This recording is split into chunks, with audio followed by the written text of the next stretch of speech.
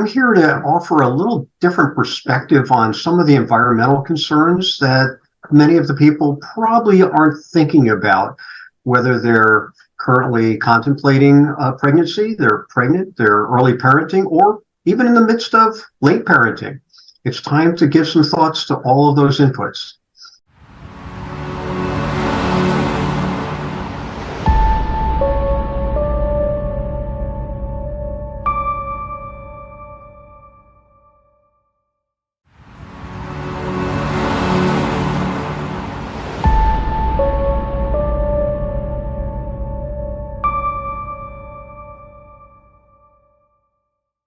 So what I'd like to ask you, Dr. Hapshin, is why do you want to present at the World Autism Summit? What's inspired you to present here?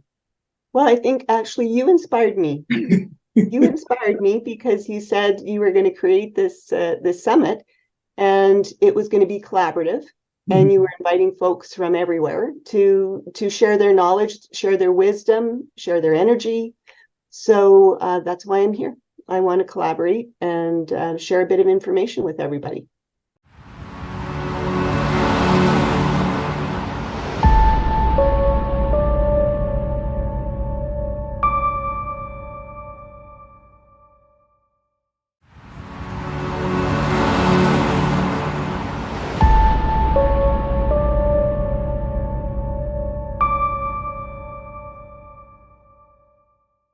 How do you want to change the world?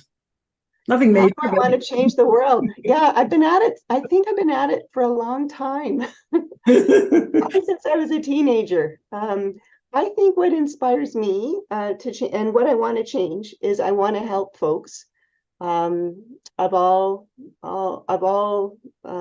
sorts of diversity to achieve their optimal health and well-being.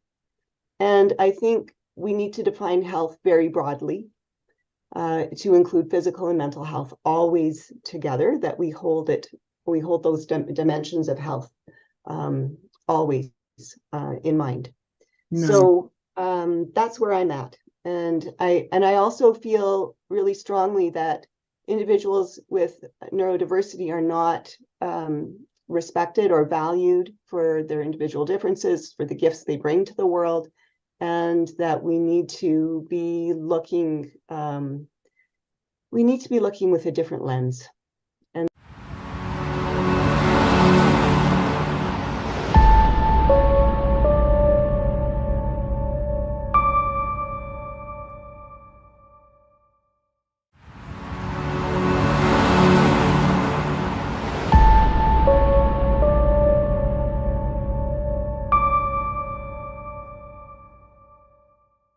And this framework is, I think, super cool, and that's why I'm teaching it. And I really do think it can promote resilience.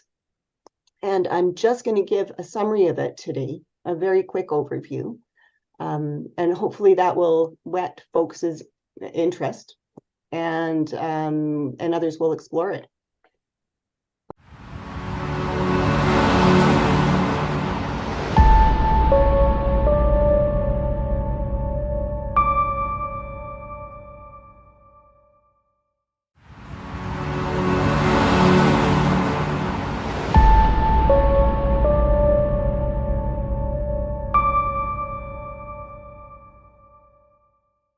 And we're really trying to have it be accessible for multiple disciplines of practitioners, and also make it available for international use.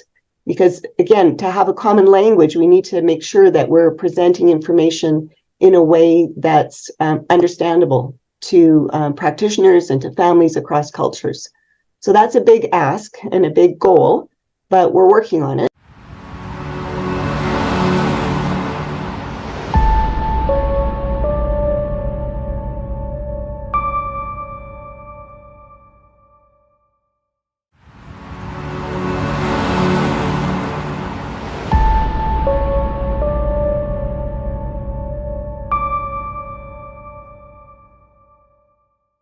There are practitioners out there that find this information useful and are inspired and want to help us translate. just let us know. But the way to access this information is through nrfcare.org.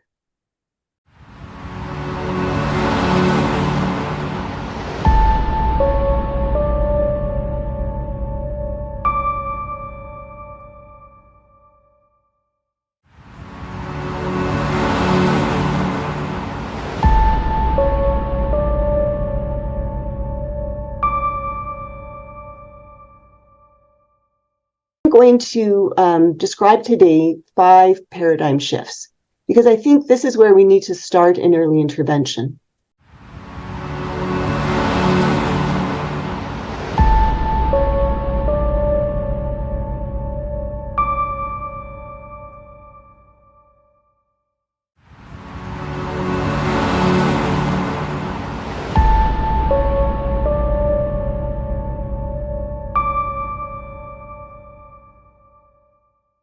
Understand that how we're describing these paradigm shifts is we're examining our common assumptions, and I'm going to say those are common assumptions in Western culture. I can't speak for all cultures of the world.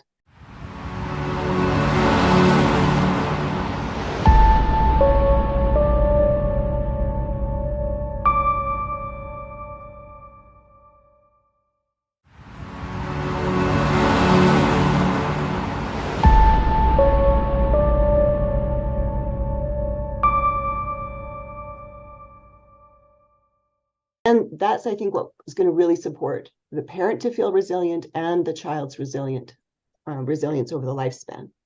And so we have this idea of safety challenge threat represented by this diagram. And the idea here is when we are in a state of safety and feeling that way with another person, we are connecting with that individual.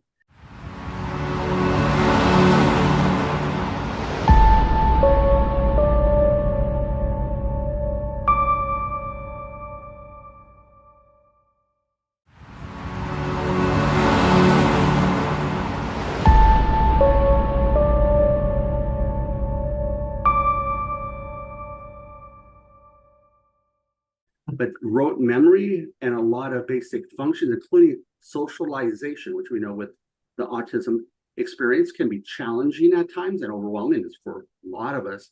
Just it's a very stressful and anxious world. And that reminds me of a little boy, Arjun, that was a neighbor of mine. He was born during COVID, and he was of Indian descent, and his in-laws and relatives came over, and the grandmother is walking him back and forth. And he says, I took Arjun to the zoo.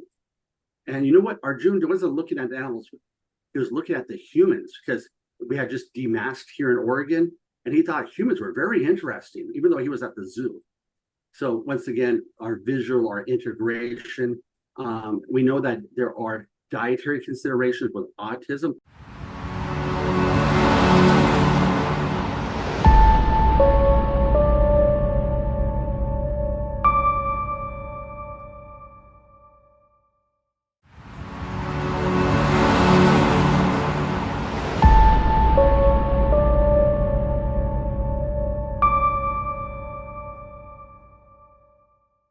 Of course, I didn't have a son with autism because there was nothing wrong with my son. My sister-in-law told me that, Karen, you really, really need to have your son checked out because he's, behaving poorly. He's, screaming and falling to the ground and acting sporadically, and his senses were, out of whack. But, a lot of times we don't see these things and we don't really accept that there could be something wrong with our own children or something off with our own children. Not necessarily wrong, but we don't want to see these patterns.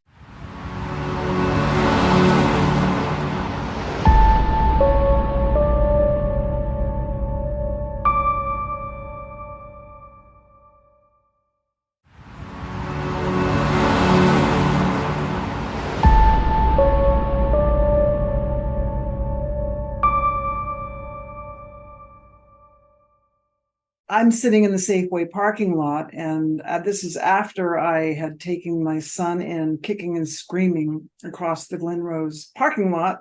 Of course, I didn't have a son with autism because there was nothing wrong with my son. My sister-in-law told me that, Karen, you really, really need to have your son checked out because he's, behaving poorly. He's, screaming and falling to the ground and acting sporadically, and his senses were, out of whack.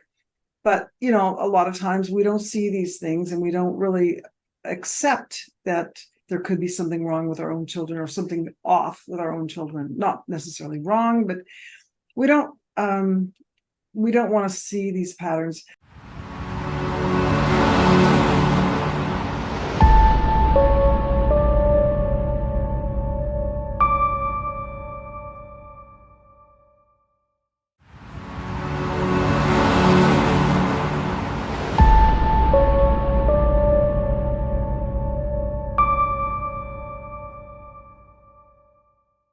It's an invisible disability, so you can't really recognize the signs of autism at an early age.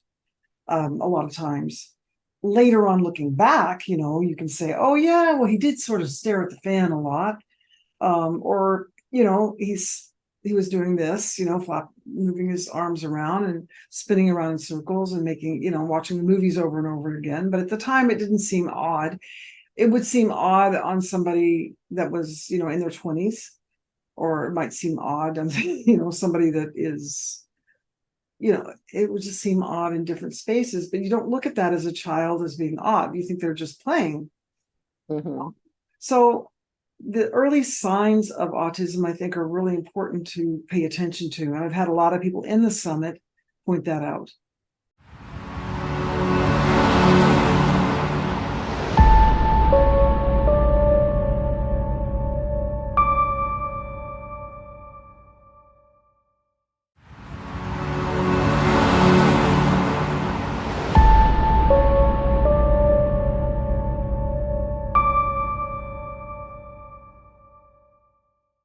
I gave an in-service to a group in Florida, and they were really interested in learning about toileting, and it seemed to be a really big issue with a lot of parents. And of course, they were all asking me, so can we buy your book? And at that time, I didn't have a book on toileting. So I was just giving them my insight from years of doing this. And so that really kind of pushed me to actually write this. Mm-hmm. And there haven't been a lot of books written on toilet training for this population, for those with ASD, for some time. There have been some, bits and pieces, and you can find all kinds of information online.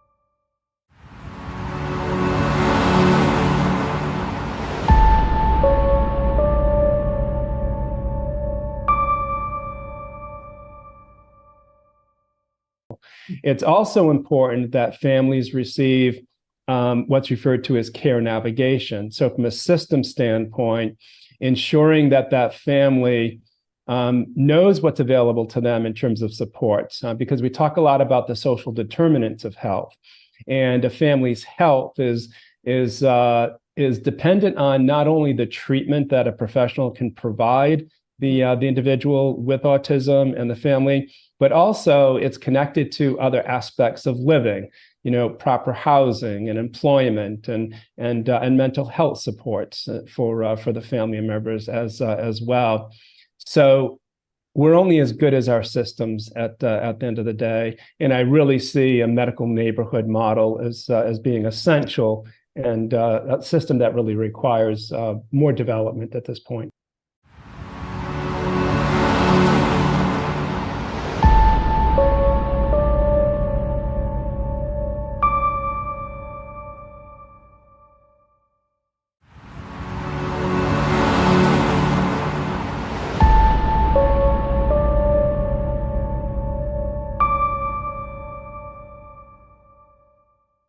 The number one thing we need to do is give people a very clear role. And I think what happens when we have this concept of participatory planning, we know it's important. We know collaboration is important. But for the 18 years that I worked in crisis intervention, we were doing a pretty poor job at it, even though we really wanted to. We knew the people were. We didn't know how we can help them, and we didn't know how they could help us. We just knew that we sort of had these dovetailing missions. We're all doing something important. We'd sort of occasionally meet up at some sort of, summit, conference, something, and then the work would stop. Because we were so entrenched in our own process, and there was so much work to be done.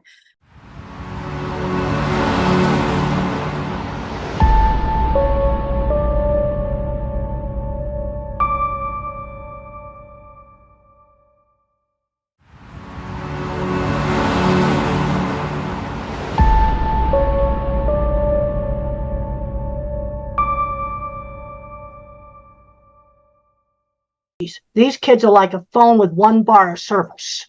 It takes time for it to download a web page. Wait for the kid to respond. Might be 10 or 15 seconds.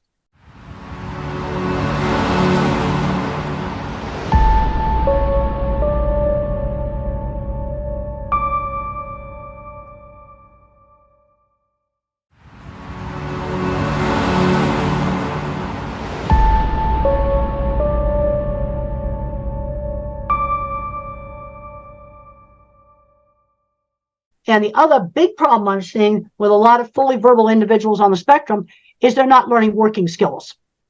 Yeah. Working skills are very different than school and academic skills. And we need to be making a slow transition from school to work.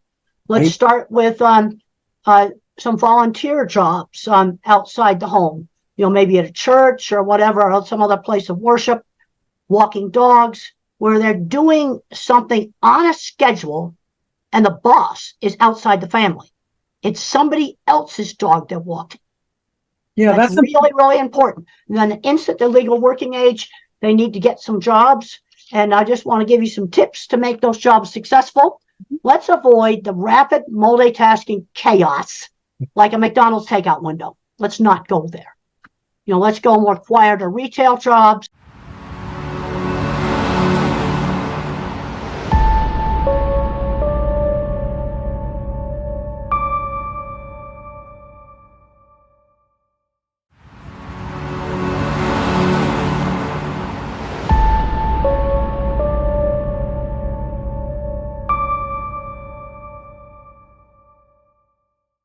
Two kinds of pilots checklists. There's tasks you do every day, like maybe cleaning the ice cream machine, for example. And then let's say you were working in a store, you're going to stock different shelves, different products each day. So then you make a checklist of the products that I'm going to stock. Okay, shampoos, soap. Maybe I do that one day, and then it's the soup aisle. Another day I restock. And then, so I don't have to remember that long string of verbal information. There'd be a lot of jobs saved with pilots checklists. This is a very simple, easy accommodation. And it's basically an external working memory.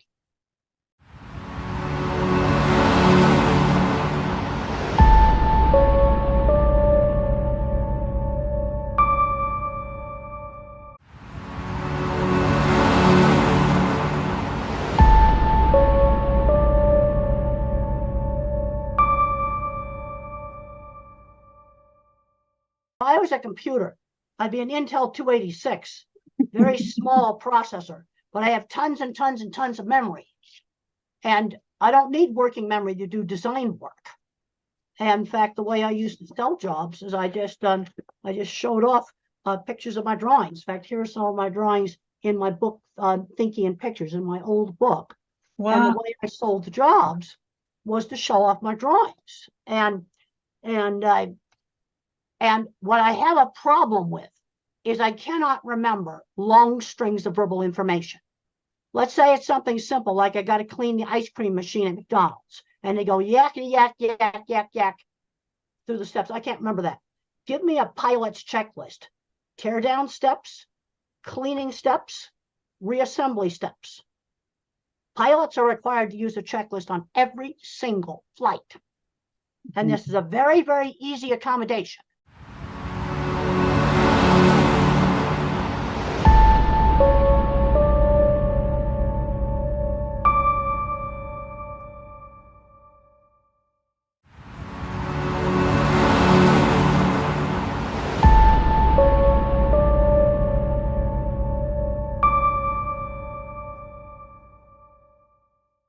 I'm seeing too many kids totally overprotected, maybe a teenager that's fully verbal, and they have never gone in a store and bought something by themselves and talked to the store staff. They are not learning life skills. And that, I mean, that was stuff I was doing when I was 7 and 8 years old. Right. They are not doing. And this is a very big problem. They sort of think, well, they're too handicapped or too disabled to do these things. And I'm seeing this problem all the time.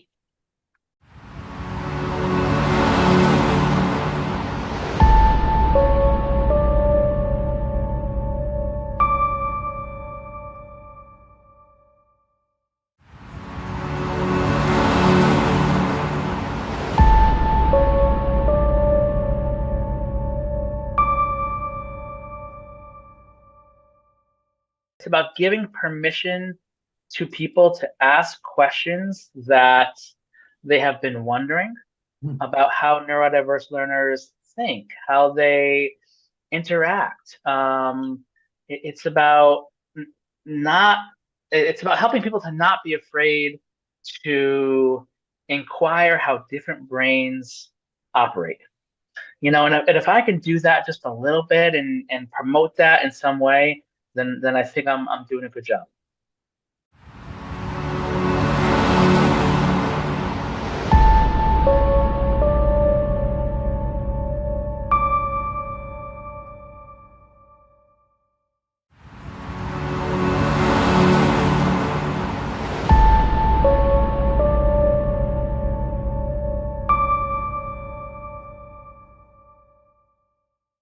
And Karen, right now what I'm seeing is this loss of hope.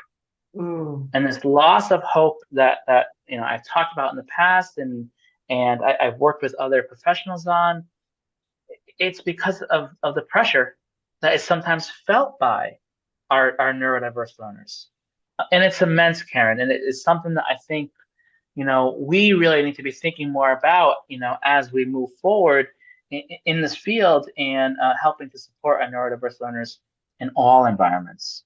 Because Karen, we don't want to see this, and we're seeing this every day at home and in school. We're seeing our kids shut down, and so I think with this summit, with other colleagues from around the world, we need to continue to think about how are we helping educators and parents avoid, you know, having children that are feeling this way internally.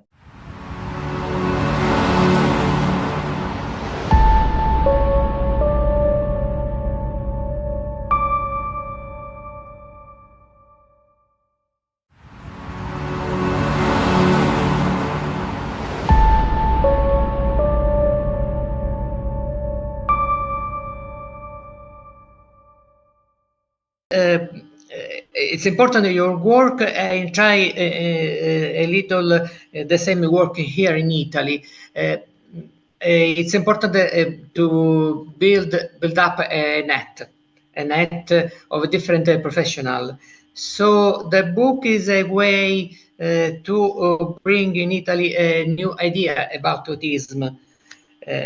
So I wrote a book about functional medicine, the first one. The second is about glutathione. Glutathione is drugs, natural drugs, very important sometimes in autistic child. So I wrote a book to describe what the new idea of a medical doctor about it.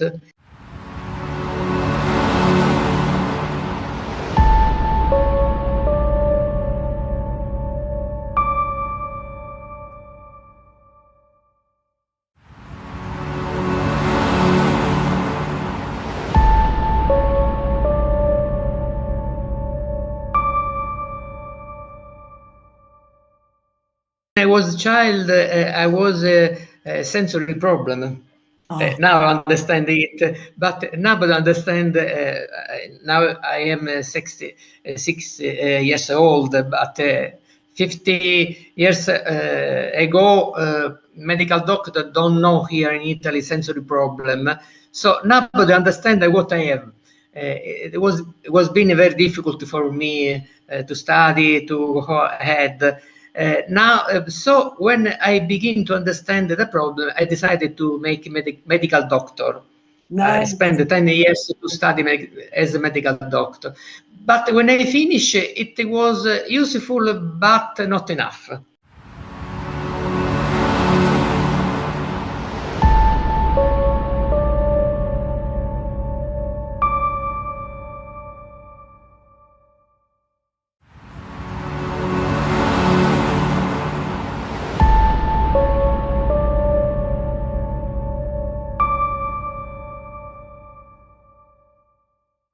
I did start this school in Armenia partly out of the fact that when I went there at one point, I realized there was nothing, and really nothing to speak of by way of treating kids on the autism spectrum.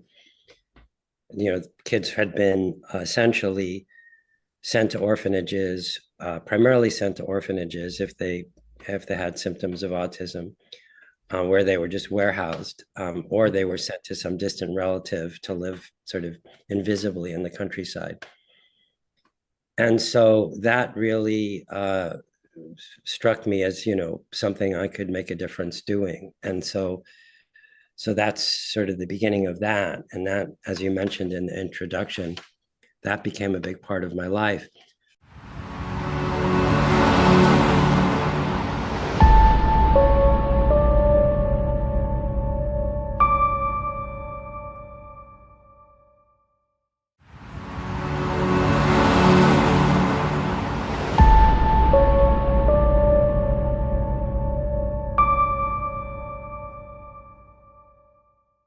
We don't collaborate enough, you know?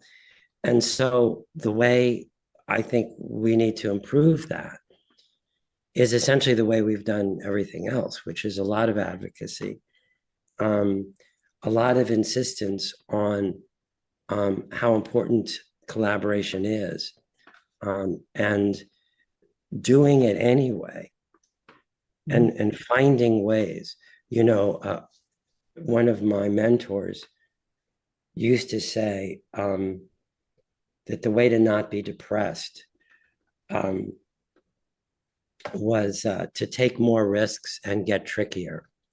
Mm-hmm. And I think that given the pressures of time allocation and funding,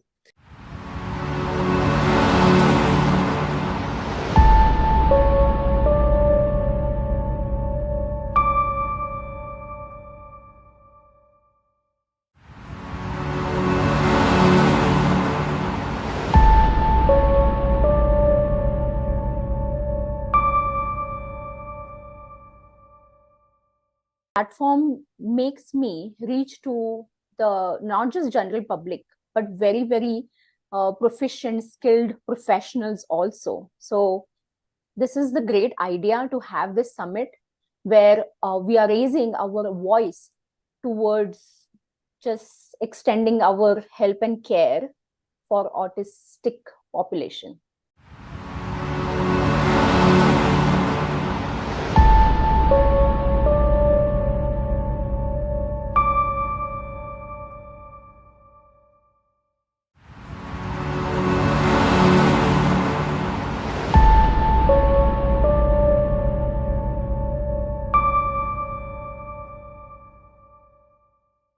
How do you want to make the biggest impact in the world around your area of expertise? Impact starts from within. Impact starts from our friend circle, our social circle. The small steps are going to take us miles long. I just launched new clinic. Karen, you are well aware about Milestone Physio and Wellness Clinic. And this is like a milestone of my even life, because what I thought of, like, and the name suggests physio and wellness. Mm-hmm. So I'm moving this, the healthcare system towards a wellness, well-being, and holistic care. So the impact should be last longing. It should start from within. It should be so authentic that you walk the walk, talk the talk.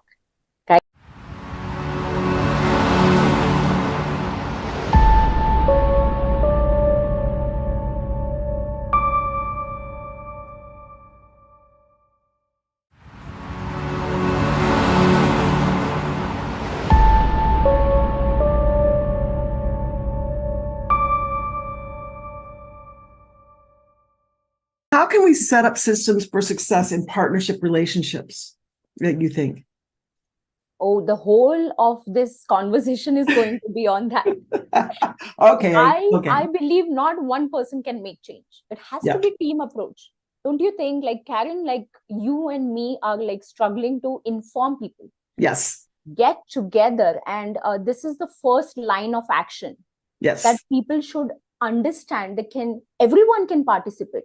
Every single person around you or around us can participate in understanding, and just not verbally saying that I care, Right. doing something in their actions. Yes. would Breaking down barriers. That's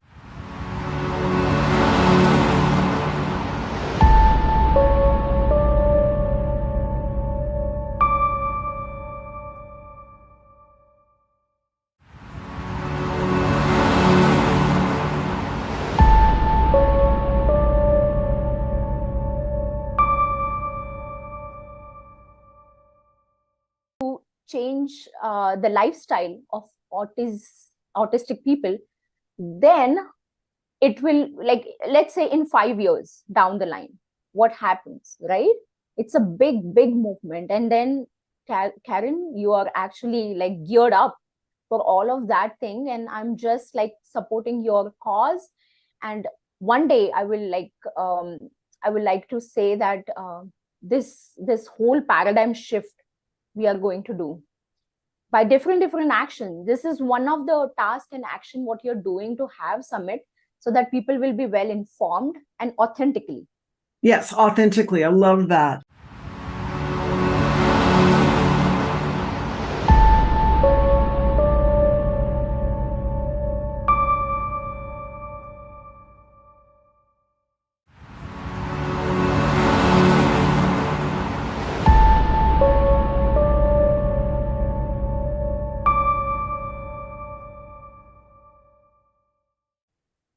So Pranjali, how do you identify the needs and the problems of people with autism?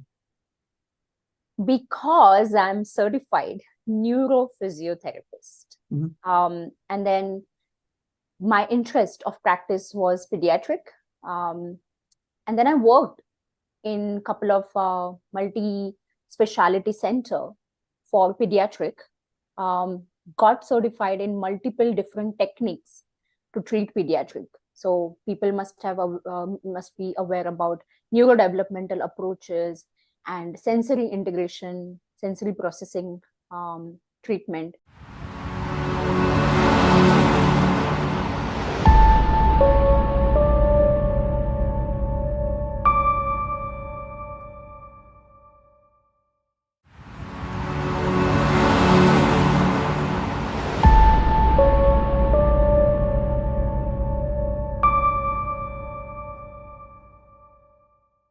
Medical school has a theme and will be based on rural health, which is the only medical school dedicated to rural health, which makes measurement at a distance a critical technology.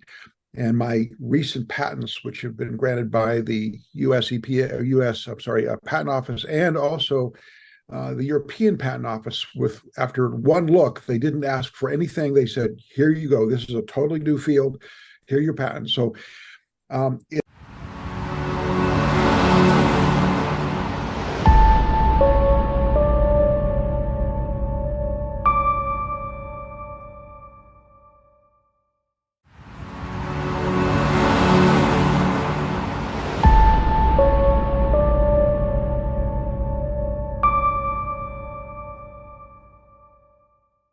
enables measurement at a distance, which we'll talk a little bit about today, because it actually has a benefit in autism.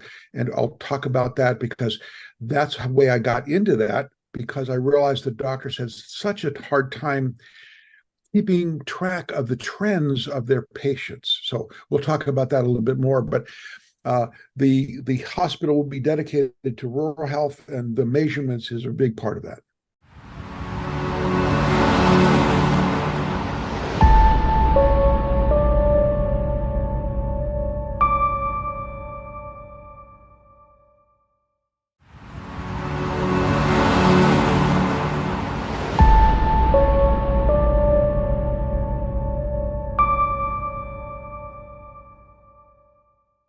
like to ask you, what has inspired you to become part of the World Autism Summit? Well, I got into that sort of by accident since I was in Congress, and I was sent out to investigate when a gentleman walked into a nuclear power plant and set off all the alarms with his lungs before any nuclear fuel had even arrived. So they sent me to Harvard School of Public Health to research this. I came back and said, this is real, people. This is not a joke. We can measure it. It can be prevented, and we can mitigate a house to be free of it, which is why we have the radon laws. As of about 5 years ago, Congress reached out to me and said, do you realize that one piece of legislation and the research you did has saved 1.5 million American lives minimum? So here I'm in, that was my foray into preventative health.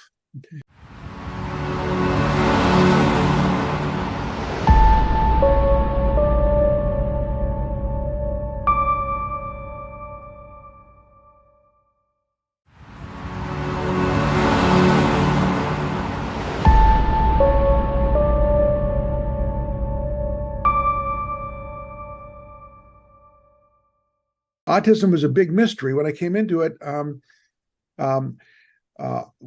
Pennsylvania, which is where I'm located, was the 8th state in the United States of America to say, no, it's not a learning disability. These children actually are really ill and they need to be covered by their health insurance. The insurance companies were trying to not reimburse the parents for their health care by saying it was a learning disability.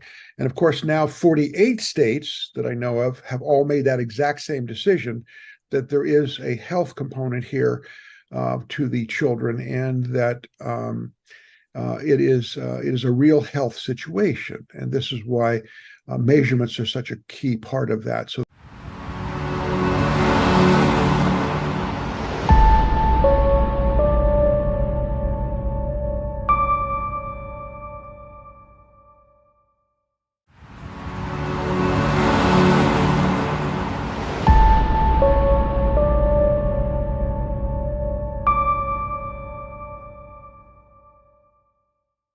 at one of the autism conferences, I got the top 5 MDs there, and I gave them each a piece of paper. And I say, tell me the 5 top measurements you need, and forget that someone has told you it can't be done.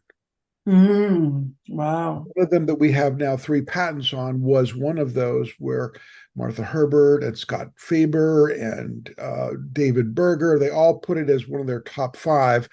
But they said, but it can't be done. And the world was in a disagreement by 3 orders of magnitude. We now make that measurement on human blood in these children to plus or minus 5%. Wow. The world was arguing over 3 orders of magnitude what the number should be. And it's critical to understanding their oxidative stress and things like that. So measurement is one way we improve medicine, obviously.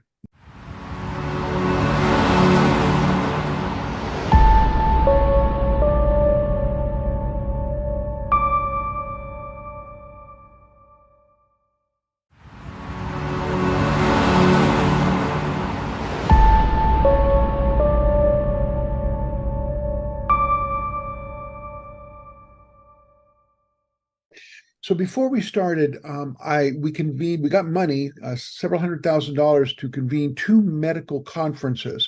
One I held at Duquesne University, and one at the Medical School of West Virginia, at the university. We invited people to come in and criticize the $1.5 million autism study we were about to make, because that's how you really do good science. I brought a lot of MD, PhDs in. For example, one of the 21 biomarkers we found in autism was a guess by one of the reviewers of my work, say, before we get started, I want you to review this. So we paid them each $5,000 to review in great detail. And he said, I can't justify it, but I have a hunch. Well, we were doing 406 parameters. So after the review, we increased it to 409 parameters. And sure enough, that guess from that MD, PhD turned out to be a biomarker.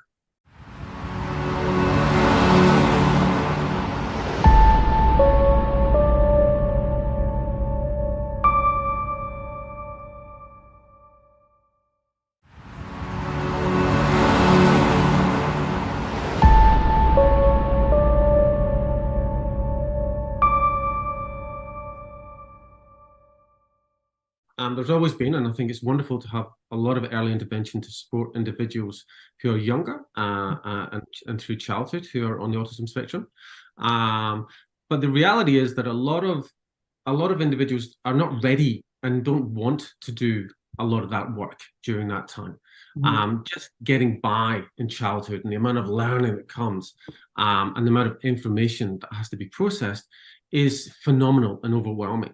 And so to try and add some of this extra information or this extra knowledge and learning, for some people needs to wait. And then it comes up during that adolescent stage, especially around that social change and transition that comes in too. So I think that, again, getting the timing right and recognizing that adolescence may be the time that we need to go there is really the response that we need to have.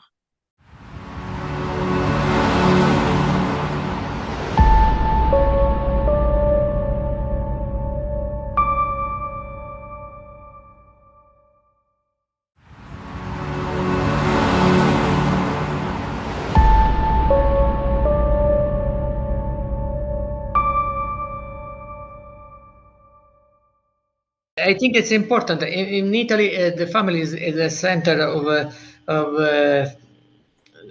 this is the center to help young people. So for autistic child, the family is very important. Sometimes the family is strong, so is a big help for autistic child. Yes. When the family is strong, is a problem here in Italy. Because the institution often don't help enough. So the family is the center.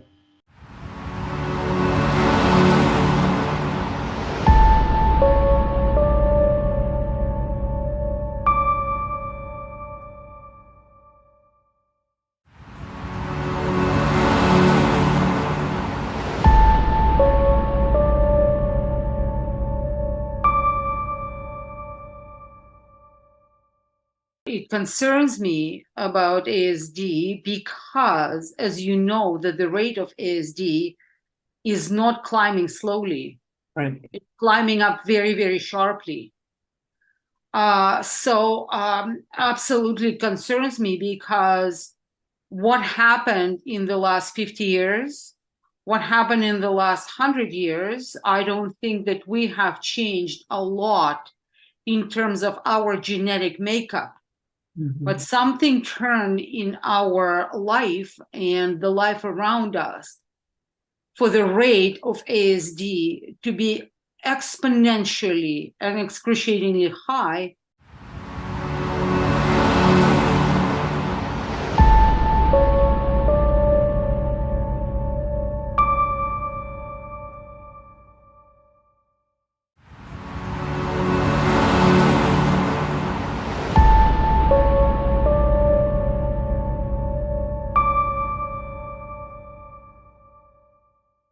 What does environment and everything brings and applies to ourselves? Why what is called metabolome or cellular metabolism changed, and why is it applied to so many frequent conditions lately? Right. Because if I can explain it, if I can tie it up, if I can link it, then I can change it. And the changes will be the behavior changes and the changes that we can apply to our lifestyles.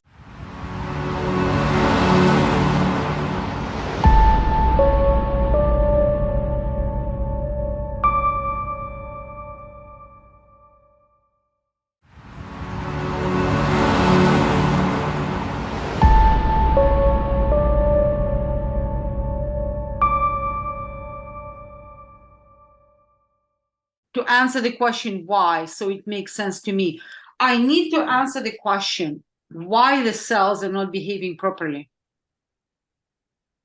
And when I can answer this question why, then I can explain it, then I can teach. And when I can teach, we can change the world. Nice, because you can see the cells. You could actually see. That's correct. That's a whole thing, because I see abnormal cells. I see cancerous cells. Yeah. And that's why I learn from cancer to health. I want to learn the sequence, what happened.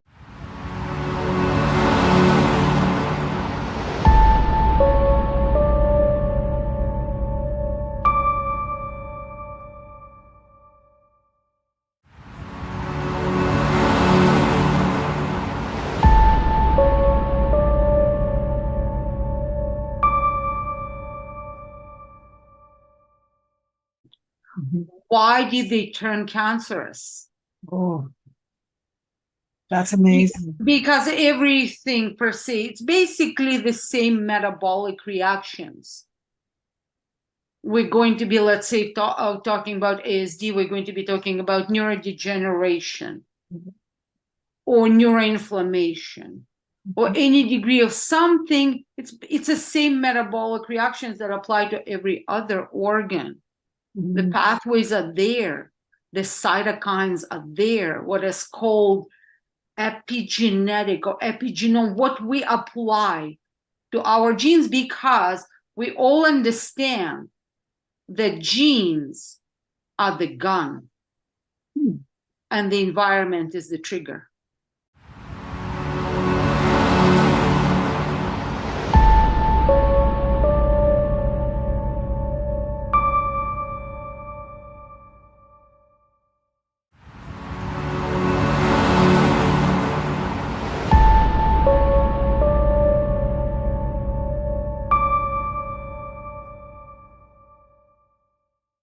My connection with people is I cannot talk to you in medical words.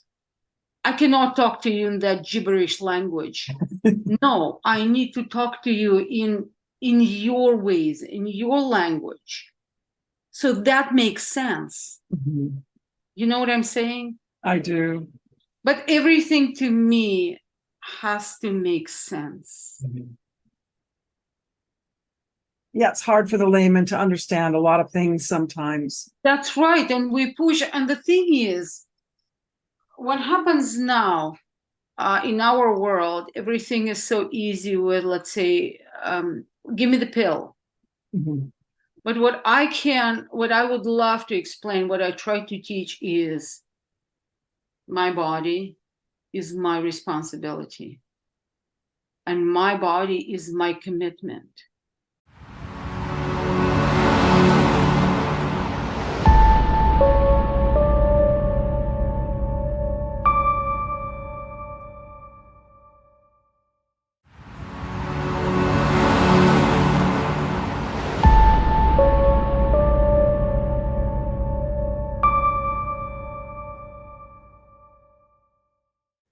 I really think that the answer, particularly systemically, to kind of any and all relationship development is inclusion and access. You know, if we're not part of the conversation, then we're not part of the conversation. You know, that the conversation is happening about us. And there has been, you know, in disability history, a lot of things done to or for disabled folks without their input, without their consent, without their participation.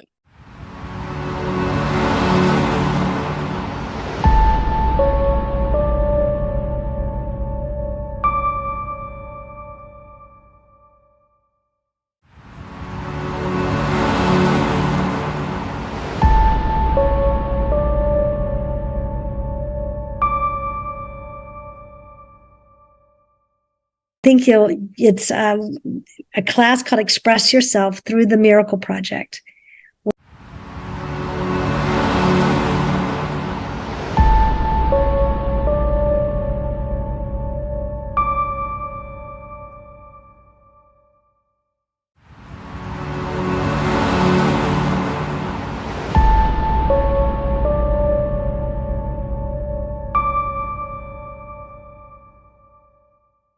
Where we create original music stories, films with those who express themselves through technology.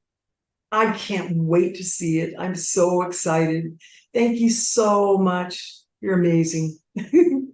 So wonderful. The World Autism Summit is the first of its kind, and we are excited to be part of this. We're excited to have you part of it. I'm so so thankful. Thank you so much.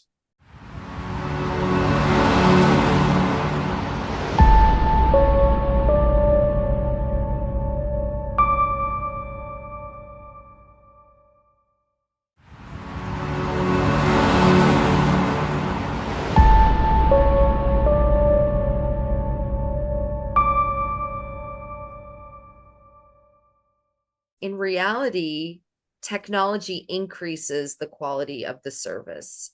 It allows us to examine our results in real time without having to hire a statistician.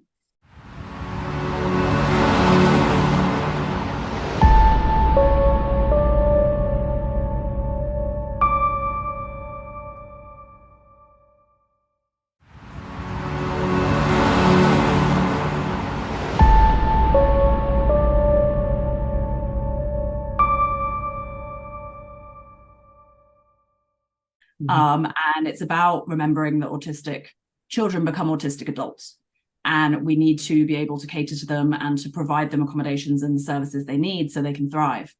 So we work purely from a strengths-based perspective, which is, I mean, and this is not to say that the disability model of autism isn't important, it is. But the strengths-based perspective looks to provide accommodations and services so that neurodiverse people can reach can use their strengths, right? Can can thrive in this world that really wasn't built for us.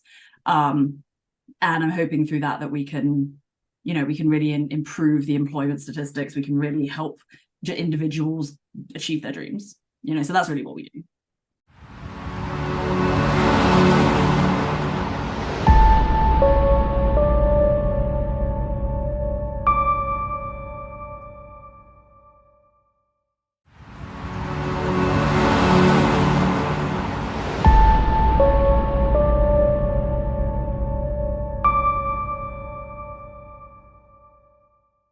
Example of this is like, I've always found it really hard to hold down friendships, and it's not because I'm a bad friend or anything, but it's just that I forget that when my friends aren't in the room with me, like, I love them, but I just forget they exist, right? Like, I'm like, oh, my best friend in England, like, she's amazing and I love her, and that's like the end of the thought, right? So I have things like timers on my phone, I have reminders on my calendar, so like my phone will ping in the morning and be like, remember to answer your text messages, or like my calendar will ping and be like, it's been a month since you spoke to your best friend, like, you should probably do that. And I know that's a function of my ADHD, right? That's like, and autism as well. It's not that I don't love people, it's not that I don't have that capacity, it's that my brain is very visual, it's focused on what's in front of me.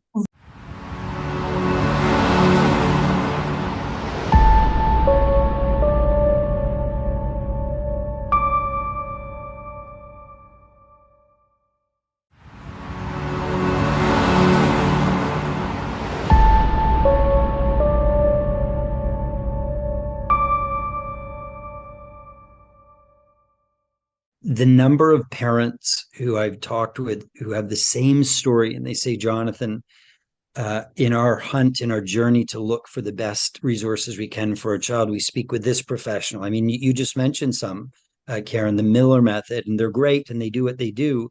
But then we talk with this other professional over here, and they're great and they're good at what they do. But then as a parent, we're sort of monkey in the middle sometimes, having to figure out not only scheduling and affordability and stuff, but how do they work together? And we get advice from this person, which sounds good, and advice from this person, which sounds good.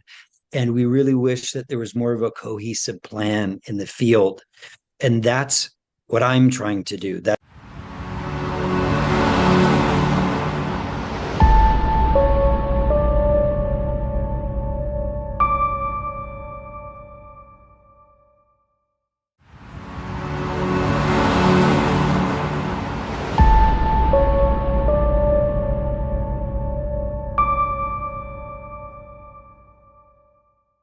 Really what it comes down to is you have an individual on the spectrum Mhm. And we have to ask ourselves, what is that child or young adult's experience of having 3 or 4 different therapies or 5 or 6 different therapists and going to different things? Do they kind of feel pulled one way and the other? Is there a cohesive plan? You know, when you drop your child off at a speech therapist, that might feel really different than when you then drop them off at the music therapist in terms of the expectations and the language that's used and the goals. And so if we want for the experience of the autistic individual to be, I think, more humane and loving and seamless and easy, then you would have the speech therapist talking with the language or the music therapist and have them kind of have a dialogue where they say, hey, what's your session like? And what's your session like? And could we make this a little bit more seamless for this child?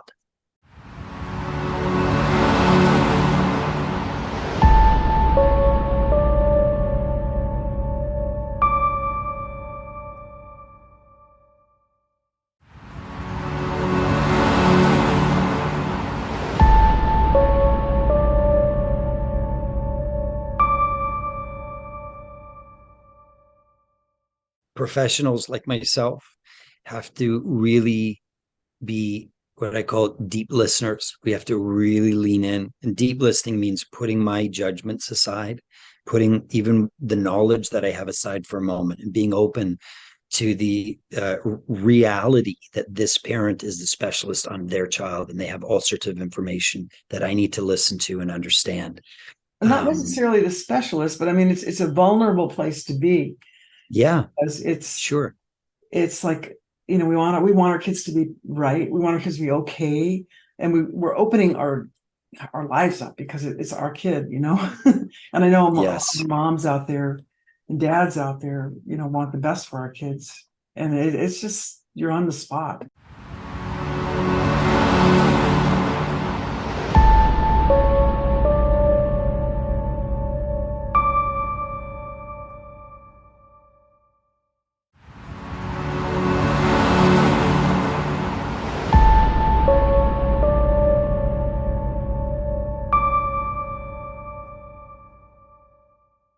And then when I found out about the World Autism Today Foundation and the channel, I was so excited because I thought this is such an innovative way to make what we know and what we're learning more accessible to everybody.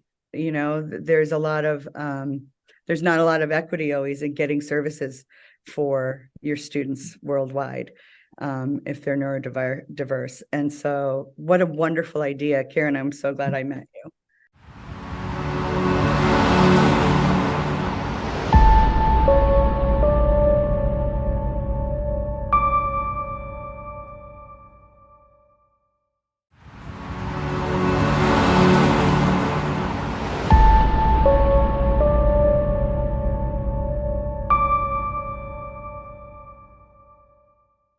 By creating a safe, effective learning environment for students who are on the spectrum, then I'm helping them develop the skills they need to meet their goals. Yes. And by doing that, you know, I'm helping them develop a growth mindset, problem-solving skills, self-confidence in their own abilities.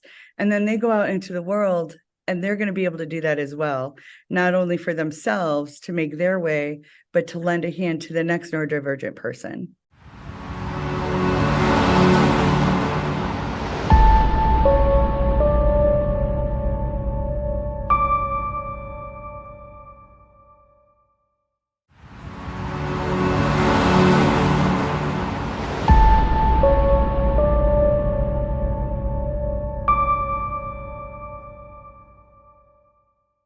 Understanding of autism and how it's developed over time.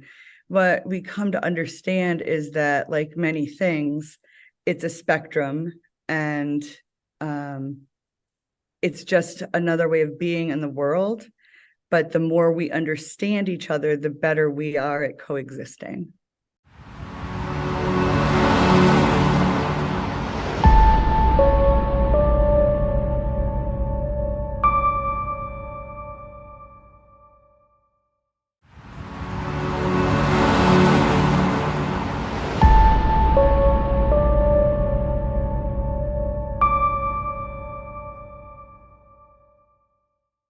I think earlier in education, there was sort of a push towards, especially with the kids who were a little just aspy, more quirky, right? The kids who didn't really fit in at school, but they were smart, but they couldn't always express it in the way school wanted you to express it. Like, they are just one of us.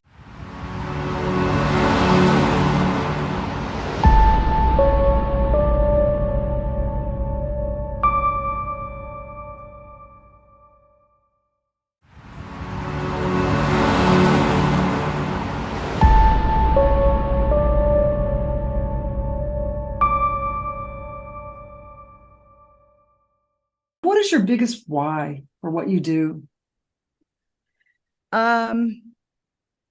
Because, every child has a gift that they can bring to the world if we let them, and if they understand what their gift is.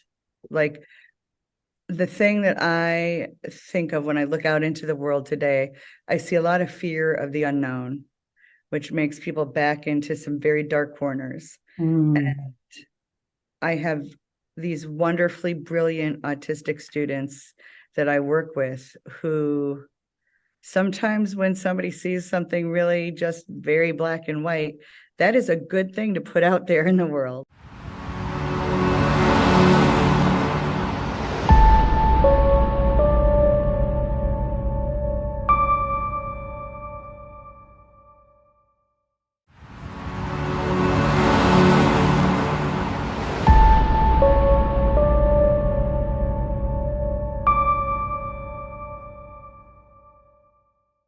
I work in leadership development, and I specialize in companies that have STEM professionals, people from science, technology, engineering, mathematics.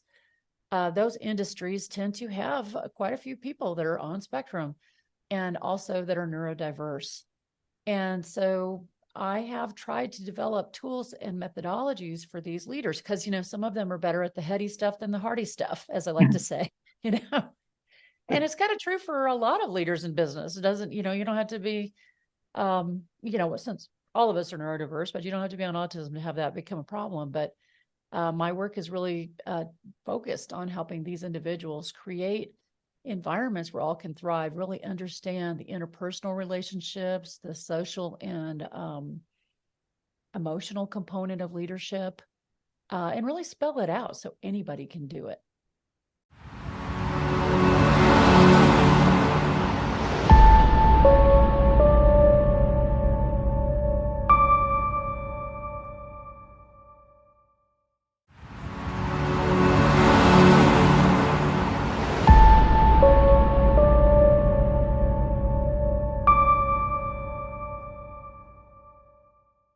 I am a big believer that it's leaders in organizations that are making things happen in the world. They're the ones developing the technology.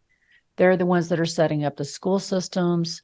They're doing so many things that are moving us to a future better than the past.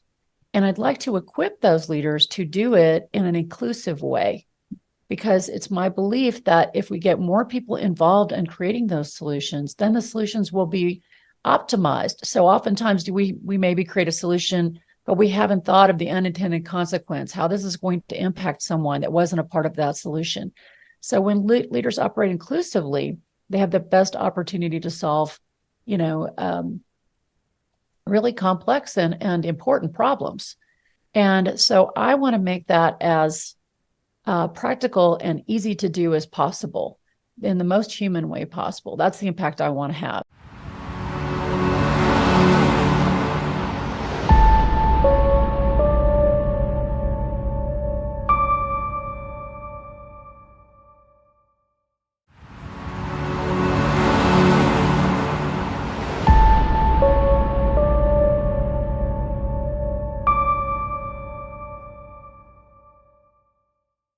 One of the things that I have noticed a difference, there's a stigma around words.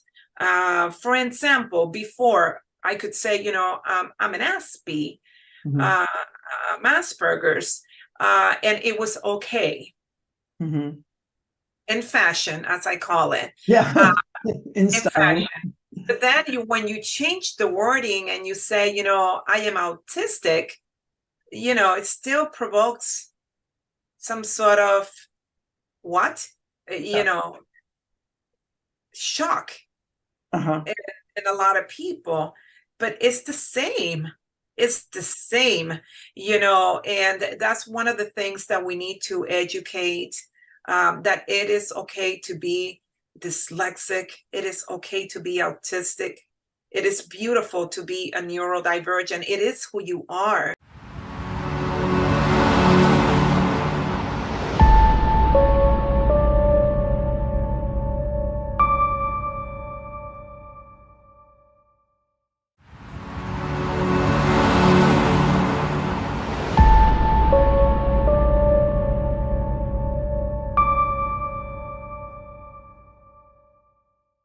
So the innovation that we're really focused on the most right now is that transdisciplinary team developmental science. And let me explain what that means. Transdisciplinary means the OT knows the sensory motor system, but they're not usually well trained in language. The speech pathologist is usually well trained in language, but usually knows a lot less about the sensory motor system. So when a speech therapist gives a speech test, they view it and interpret the results from the lens of language. When the OT gives their test, they view it from the lens of sensory motor skills. But take, for example, the OT is trying to measure the child's ability to do three-step directions. They might call it a praxis test, which is motor skills. And they realize that, Nakina really can't do three-step praxis tasks. So she has some motor skill deficits. But Karen, then we find out from the speech pathologist that you can give Lakina three-step anything, and whether it's praxis or anything, she can't hold on to three-step directions. So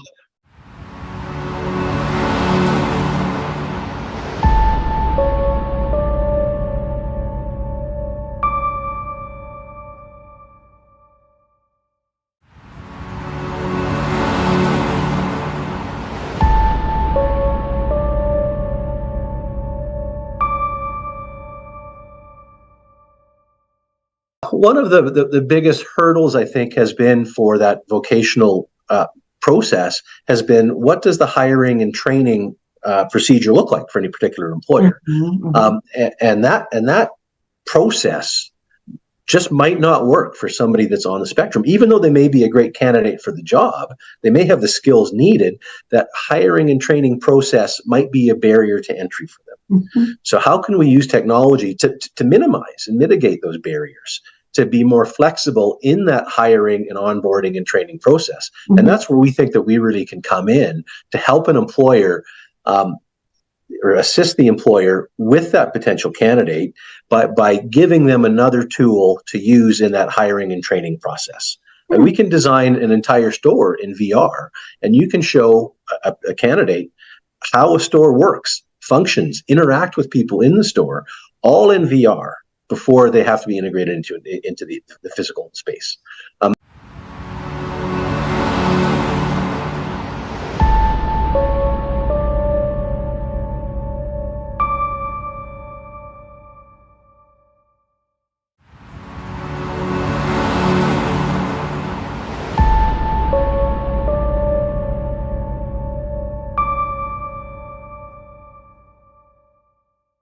Well, certainly globally is a key word for us. The problem doesn't know borders, it doesn't know regions, it doesn't know languages, it doesn't know cultures. It's a problem that affects these children. So having a solution like Akiva that is, if you have access to Wi-Fi, you've got access to our platform, and a very good platform for therapy, education, and training for kids living with autism. So the goal for us is obviously starting on a regional basis, because this is our backyard, but we certainly want to be able to help kids and families on a global basis, regardless of language, regardless of socioeconomic or geographic circumstances. We want them to have access to our system. There shouldn't be any barriers of entry wherever they are, provided they have good Wi-Fi.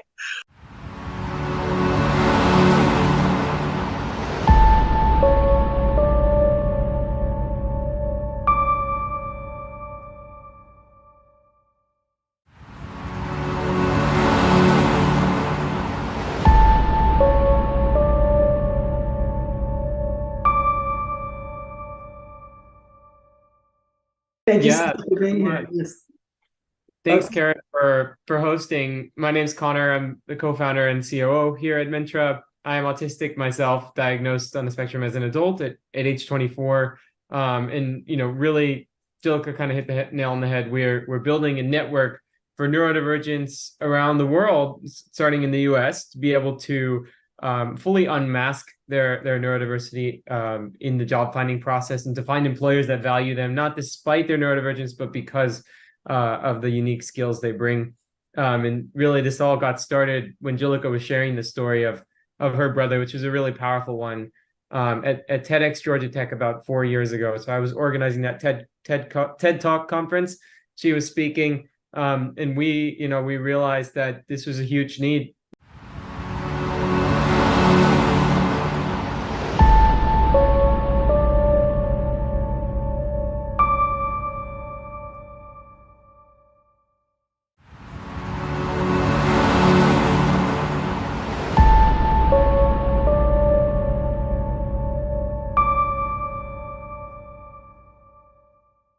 I want to ask you, what's inspired you to be part of the World Autism Summit? Well, my new friendship with you, first of all, Karen. Thank you again. It's such an important thing that you're doing. Such critical work. Having conversations like these and spreading the message of inclusion far and wide to whoever will hear it is the most important thing that we can do. To me, it's about knowledge sharing, right? I mean, this is despite all the attention and the energy in the space of neurodiversity and employment, there's still so much more to be done. So there's no such thing as something like competition or anything like that in a space like this, because it's a critical work, such important work.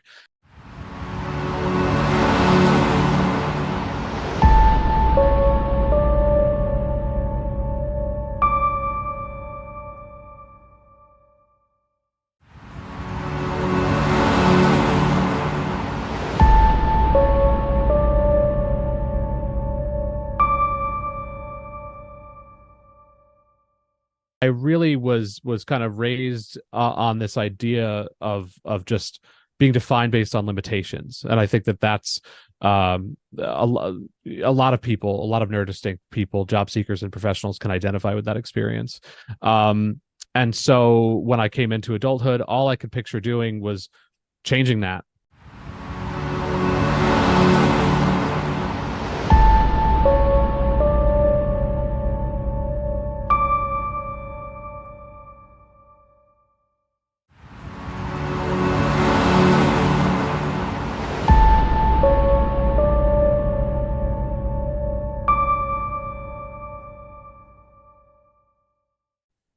Was to be cliche, being the person that I needed when I was younger. And that's what had me end up being in human services and job coaching, mostly for young adults on the autism spectrum, and realizing that I was pretty good at that, and not just because because of the way I thought, not in spite of the way I thought, right? Because a lot of my needs are similar, and because as a dyslexic thinker and an ADHDer, I can see things kind of backwards, upside down, inside out. And so we're kind of innovators by design. A lot of us neurodivergents, right? And so, yeah. And so realized I was not only passionate about it, but good at it. And so that's what brought me on my path.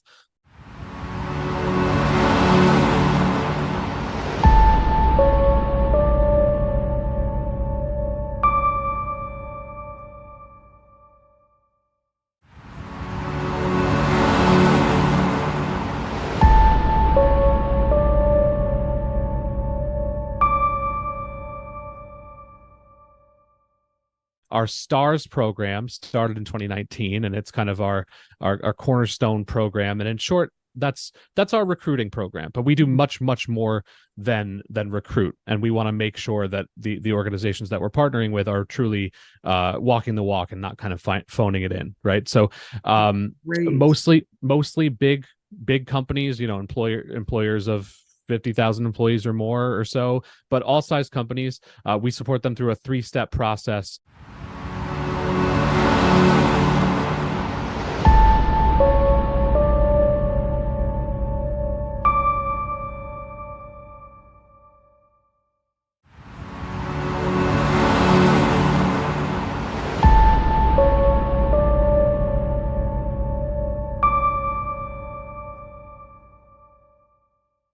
some job seekers or neurodistinct professionals explain what being able to code or something does for them, it's so interesting to me because it's like, oh, well, that's what graphic design or that's what creating music or something does for me. The way that they explain that it's almost like meditative or therapeutic or healing to them or very, very empowering. We all need these outlets, and we should all be doing what we're good at.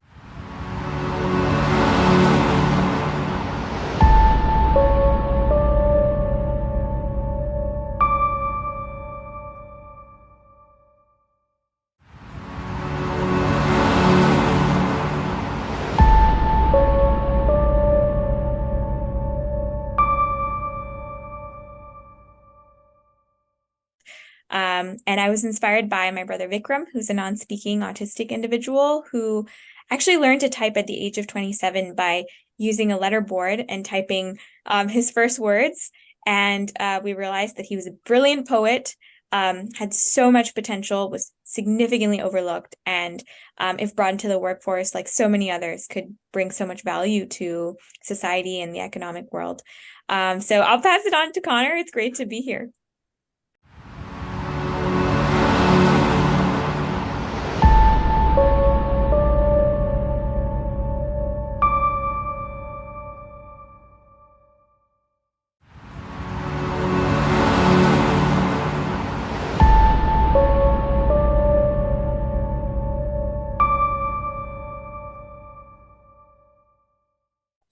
There's a crying need for what I do.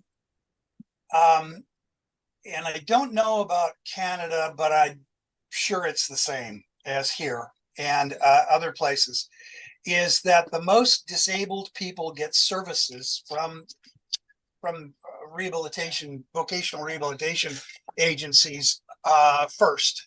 And there's a whole lot of people who are highly intelligent or normally intelligent, and they just are not getting the kind of services they need.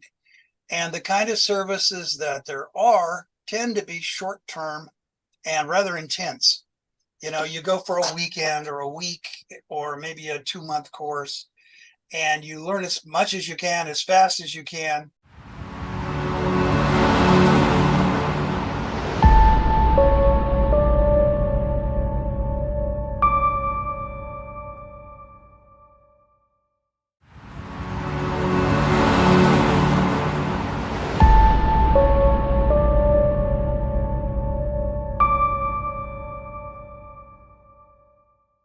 There are new understandings coming out, both from research and most importantly from the autistic community themselves, about what is autism. What does it mean to be autistic? And not as translated by somebody who is neurodivergent, neurotypical and doesn't get it, but from the perspective of being autistic. And especially women, as you said, because women are so often undiagnosed. Women can have as many autistic traits as a man does, but not be diagnosed.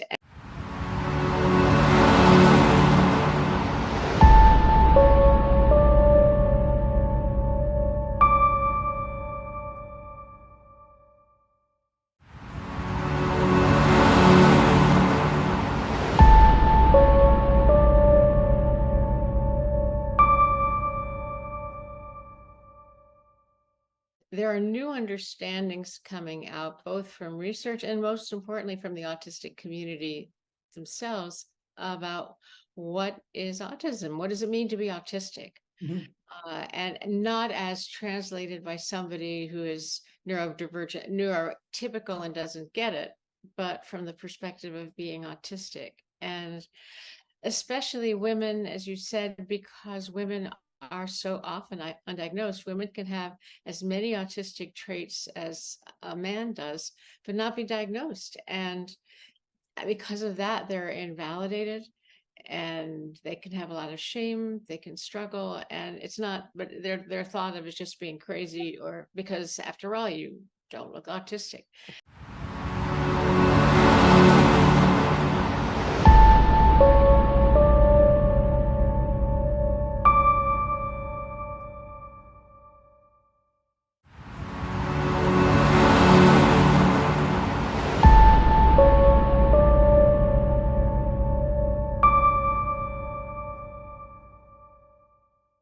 when I evaluate women, I do it one at a time.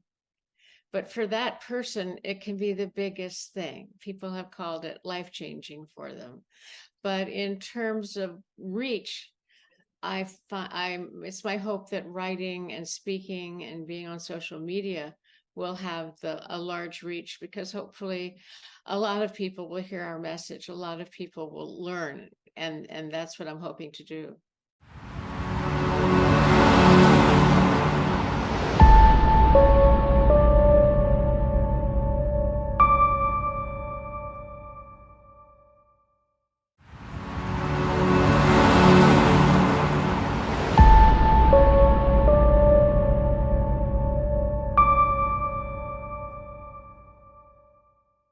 Most women on the spectrum, in unstructured situations, in situations where you have to make small talk, are overwhelmed, stressed, because they're thinking, what am I supposed to do? How do I do it? Am I doing the right thing? Am I saying too much? Am I not saying too much?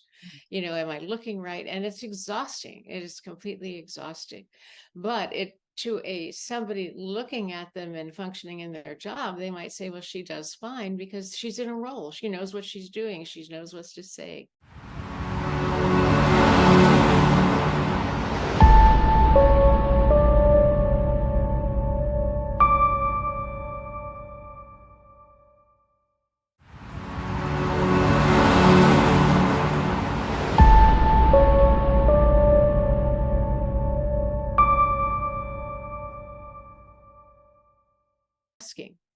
And women at a very young age realize that to fit in, they have to, quote, look normal. And so that's learning to mask. And Spectrum Matt gave me permission to use this. There's the person who you really are and the person you have to be to survive.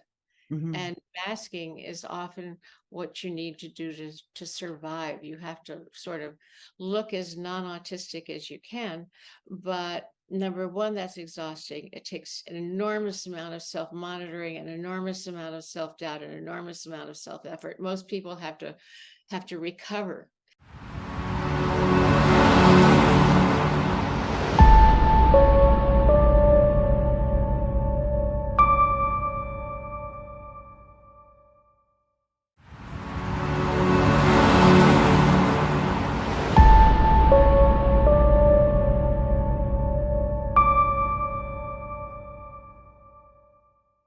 Moving the needle of understanding and success around the world for people with autism and neurodiversity. And we are so happy to have you here helping us do that. And I'd love for you to tell us, what you're all about with Mentra, and just share your story and share us, what you're all about. Sure. Thanks for having us here. My name's Jilika, co-founder and CEO at Mentra, and we have Connor. I will not spoil his intro. But yeah, we are the co-founders at Mentra, really building the next LinkedIn for neurodivergence with autism, ADHD, dyslexia, different forms of cognitive diversity. We ourselves are neurodivergent and have a neurodiverse team that are all building this change that we see in the world of really empowering the 1 in every 7 humans to find meaning, purpose, and fulfillment in their careers and in the working world.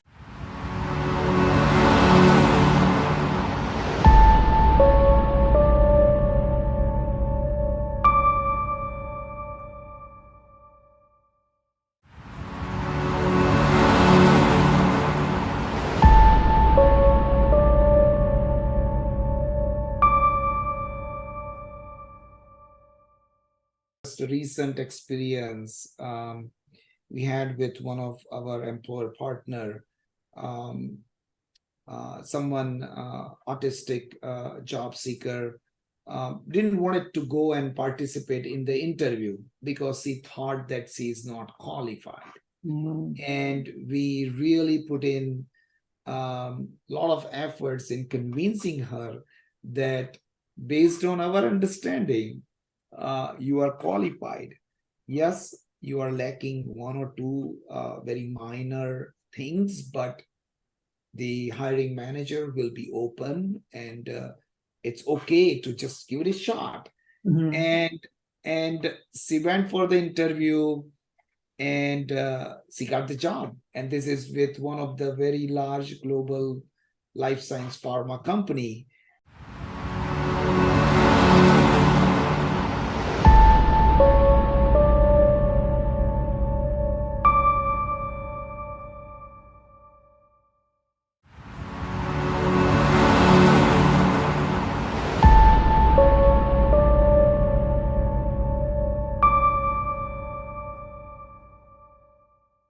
The potential of autistic individuals is unlimited, just like it is for everybody else. And I think it goes back to parents, my parents, who, when I was struck with the regressive autism bomb at 18 months, as you said in the introduction, and it took them a whole year to find a place for diagnosis. And when they did, finally at 2.5, because there was so little known about autism. And also, as you said, I was recommended for institutionalization. However, my parents realized that no, this was not the way it was going to go.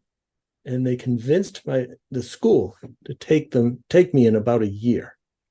And it was during that year that my parents implemented what we would today refer to as an intensive home-based early intervention program.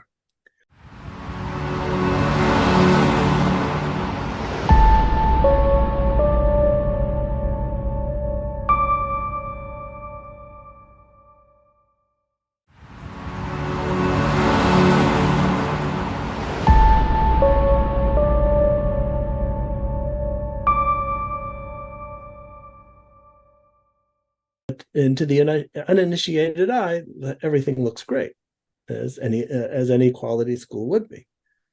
However, if one of us were to go, any of us who are familiar with autism, what you'd notice is that about 30% of the students are autistic. And they're included and taught with everybody else. So that makes for one unique factor about daily life therapy, is that it's the only approach that's used for regular education and autistic education. The others are specifically for children with special needs, autism or otherwise. So I find that fascinating.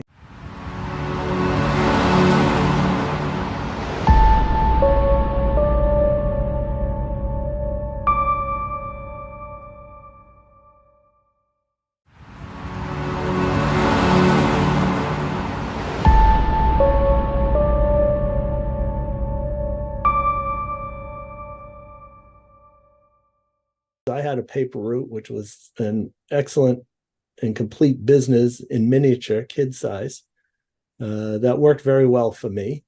And what we add on to these characteristics that I mentioned of repetition, having to achieve a certain proficiency, doing it whether you like it or not, now you add in what I call customer service. In other words, you have to do it well enough so that the customer keeps you or you don't get fired, and that the person wants you to come back to mow their lawn or to continue delivering their newspaper, although newspapers now seem to be delivered electronically, so there isn't much in the way of newspaper routes anymore. But there's other kid-sized jobs that can be looked at as the child enters middle school and into.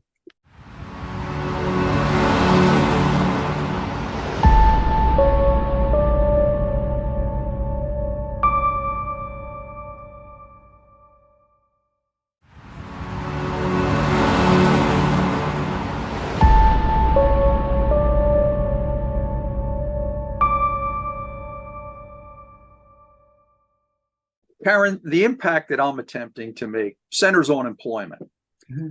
And this is a new vision, right? This is a vision of how neurodivergent employees can make a contribution, a value proposition contribution. This isn't charity. This is about value proposition. And this way of looking at it is very new to many companies and organizations. It's been 10 years since SAP first announced their Autism at Work program. And although there's been many anecdotal success stories of other companies following their path, there really is no data to suggest that the 80 to 85% unemployment rate among people who are neurodiverse has changed that much.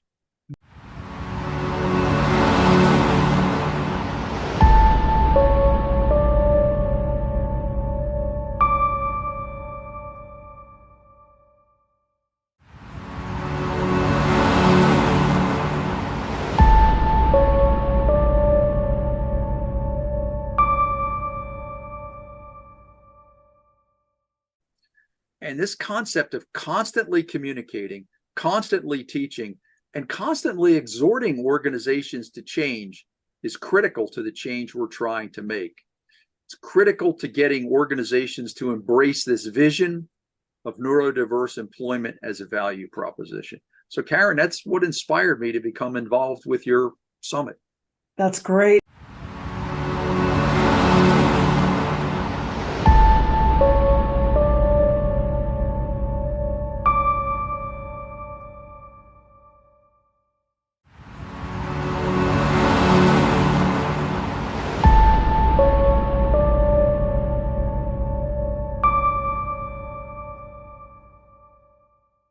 Now, most of these large company programs are really aimed at the most capable of neurodivergent people. For a lot of these programs, a lot of these employment programs, you can't even be evaluated. You can't even get into the evaluation pipeline without an undergraduate degree.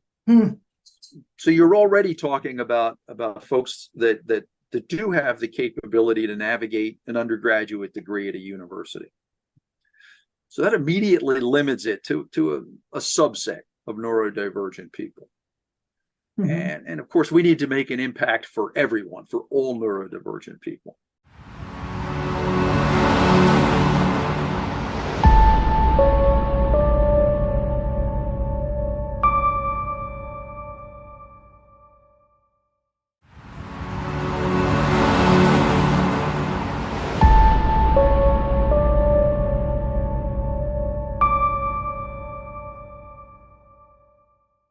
What we looked at was a key verses. We looked at three most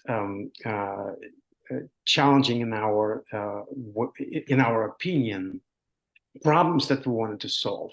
One is the cost barriers.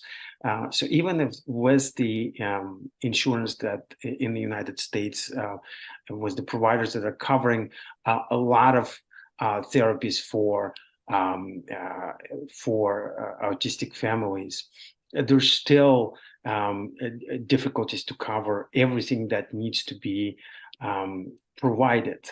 So the cost barriers exist in the United States, but they exist even more in other countries because at the moment the United States is the only country where insurances are provided help and relief for autism families.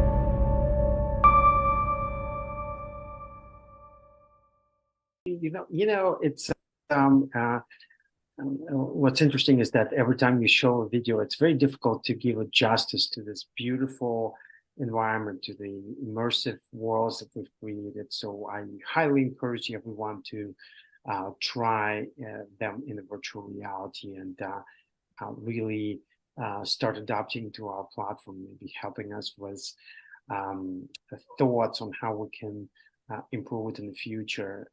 We're very open to collaboration, as you know, and opportunities to work together. We know that we have a lot of work ahead of us. We're very excited about it, and we feel happy and fortunate to be here at the World Autism Summit to present what we've accomplished so far. And we're hoping that it will allow us to have unique opportunities that otherwise we wouldn't have had. So really appreciative and humble to be here.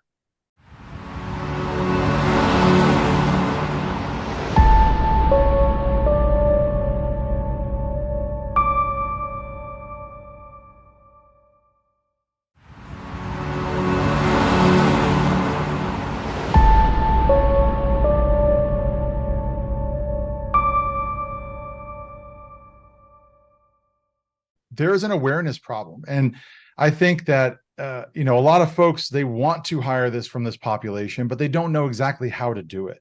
And it's really up to us to go enable these both large enterprise employers and small businesses to be able to hire from the population and to know.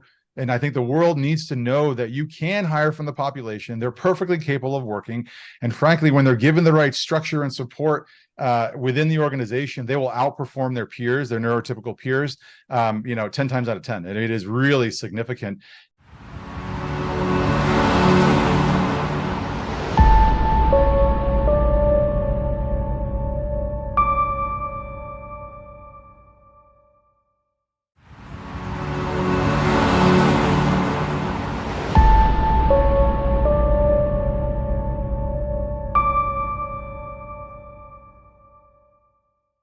How do you want to make the biggest impact in the world around autism?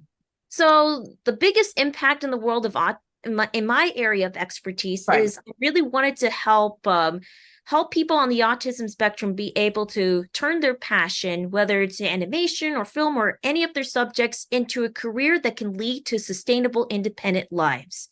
And my company, and this ties the mission for Danimation with help. That's why Danimation helps people on the autism spectrum prepare for their career paths that they wanted to be in.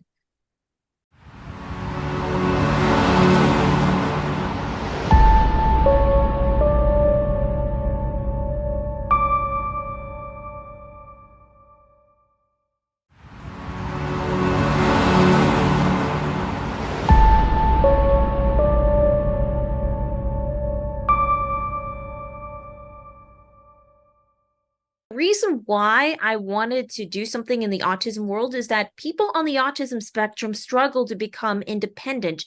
And I've noticed that the unemployment and underemployment rates are incredibly high. So I strive to help people on the autism spectrum get into their sustainable, independent lives. But people on the autism spectrum are really smart, but all they need is great support, the loving push, as what Temple Grandin mentions, the loving push from their families, and to help them get into the career path with what they want to be, the dreams. But the reality is that there are some block paths that people on the autism spectrum have to solve, and just because people on the autism spectrum have the dreams that they want, well, it doesn't mean that they're going to get the dreams they want. People on the autism spectrum must find a way.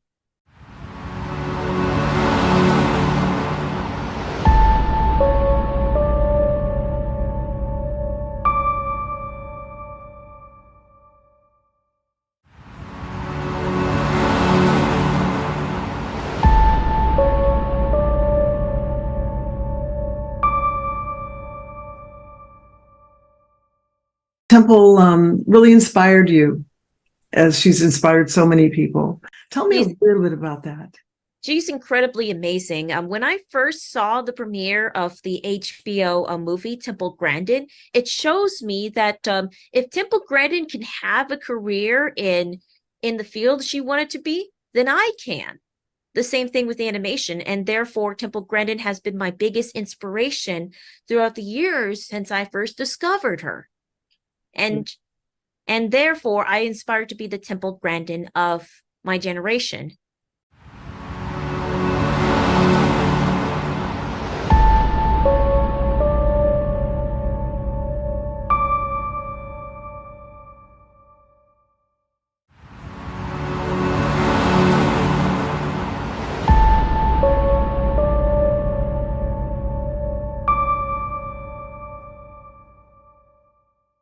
But how can everyone develop programs with people with autism to make the world an easier place to navigate? Well, there are many ways that a lot of people who work with people on the autism spectrum or autism themselves can. There's many different ways, but in my example, I am currently working with the Stanford University's neurodiversity project program called REACH. So this is a program where I assist students doing studies and developing programs on how to help our neurodiversity community find ways to make it better for future generations. For example, REACH will show future generations of neurodiverse students and their families on how to transition their interests and passions into any career that can lead to sustainable, independent lives, and programs for parents on how to help neurodiverse children get into that level.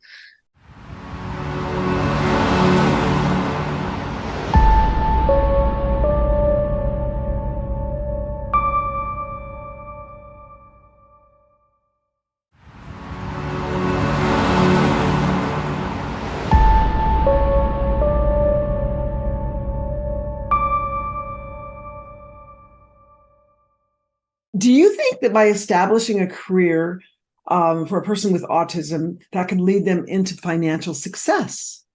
Well, yes, it can lead to financial success. However, people on the autism spectrum are held accountable of their independent lives. That's why people on the autism spectrum do need the loving push, not only the support from their families, but also you never stop learning. I've always advised my peers to never stop learning.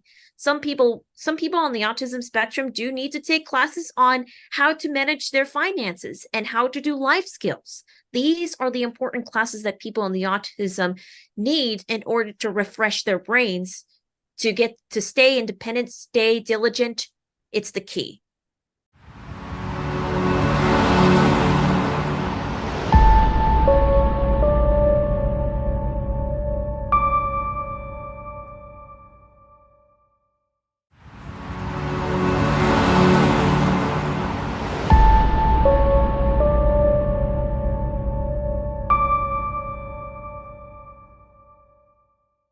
So whether you have children on the autism spectrum or not, I think this information will help.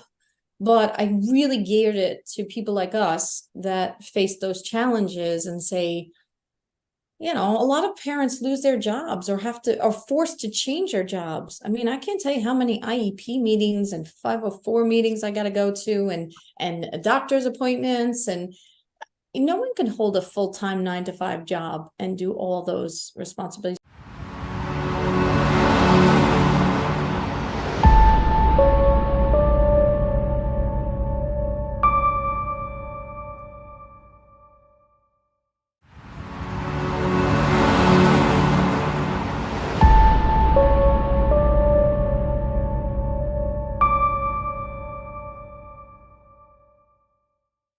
So, it's a lot of time off of work. And so employers view them as non-productive employees. I know.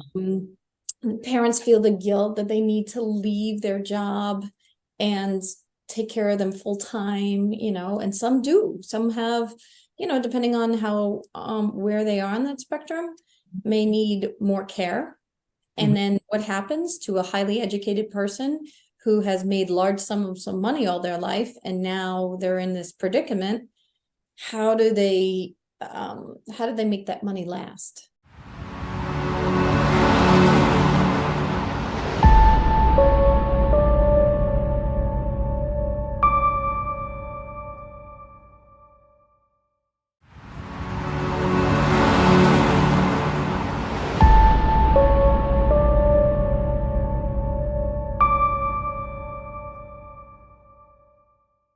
There's some reports that'll go into the presentation, is about $60,000 a year is the average cost to caring for a autistic child, and to put that additional expense on a parent that's not expecting it, especially in low income areas, these become very, very challenging.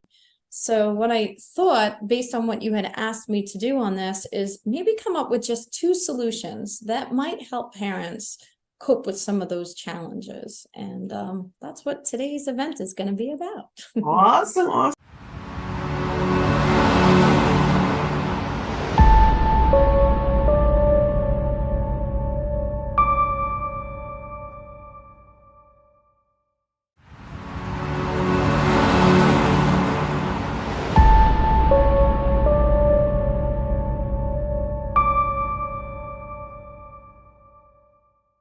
What's one of the biggest challenges facing parents of children on the autism spectrum? Kind of what a little bit of what we were talking about, right? Is the challenge is that there's a lot of jobs that wind up getting lost because the demand on them to take sick days off. So if they don't have an enormous amount of holiday pay or compensated paid time off, they're usually inconvenienced, and it's not easy to find doctors for your children anyway. And then when you do, it's generally during the workday.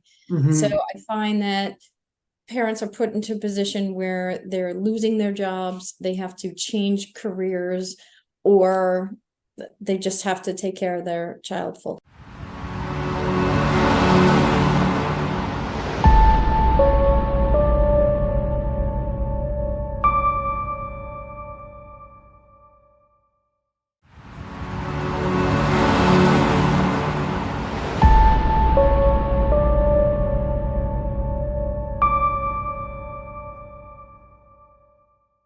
And so what we try to do is we try to look from the future back, and we say, here's what life could look like. Here are the possibilities. And here are the strategies you need to think about to implement today in order to help you and your family get there. For example, a lot of families have heard about special needs trusts. Oh, yeah. Right? So special needs trust is a big portion of the planning that we do. Now, we're not attorneys and we don't write the documents, but we're dangerous enough to know how to create them, what the purpose is, and the benefit to you and your family.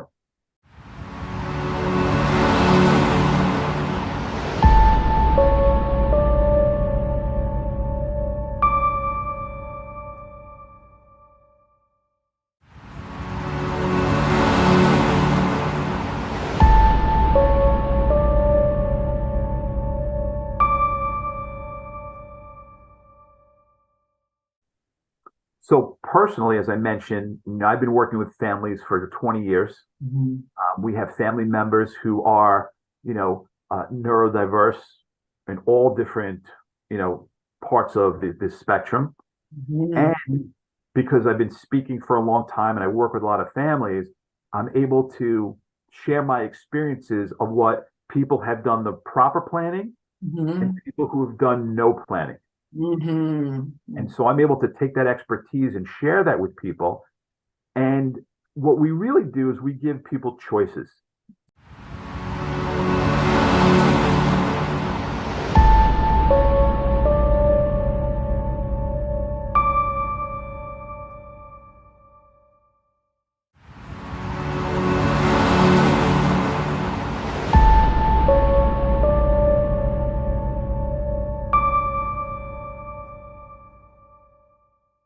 I've come across different cultures that deal with mediation.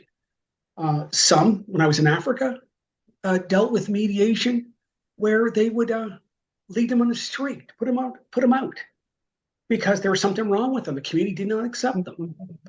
There's others such as in the Asian world, that what they do is they hide them. They put them in the basement, and where no one can see them. There's other cultures where they went and did was they simply put them outside and locked them so they couldn't get away.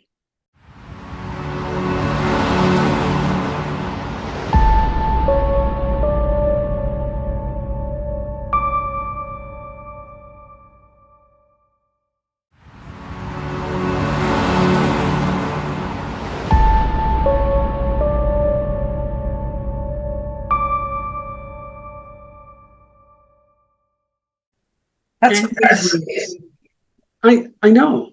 And so what my goal was, and especially with this summit, was to move the needle.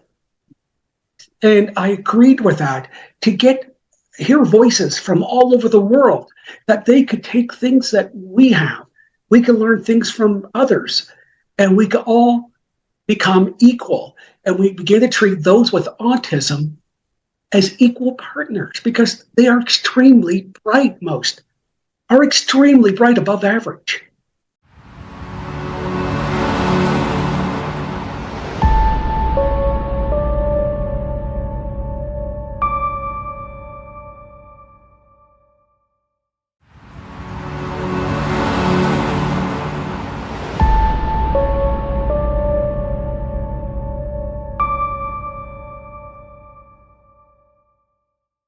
When I first found out that she was Asperger autistic, I didn't know what it was.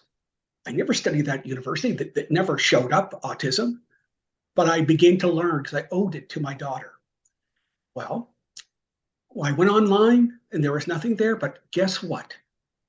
I found a site back in the mid 90s, and it was Autism Today. It was Karen Simmons. She had put a site up and put books and different things that were there. And I began to get these books, begin to learn to be the best father, the best advocate I could for my daughter.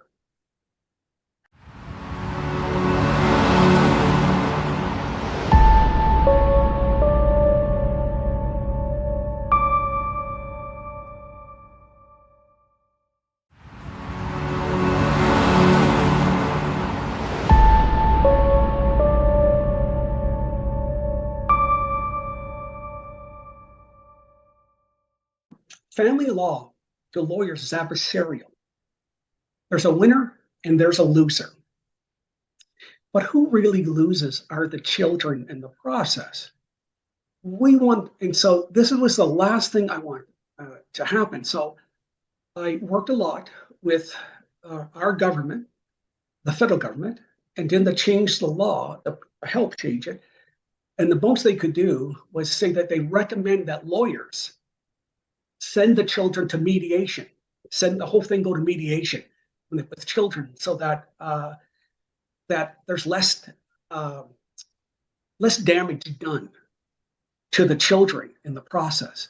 Because when there's a winner, there's a loser. The loser is going to go back to court.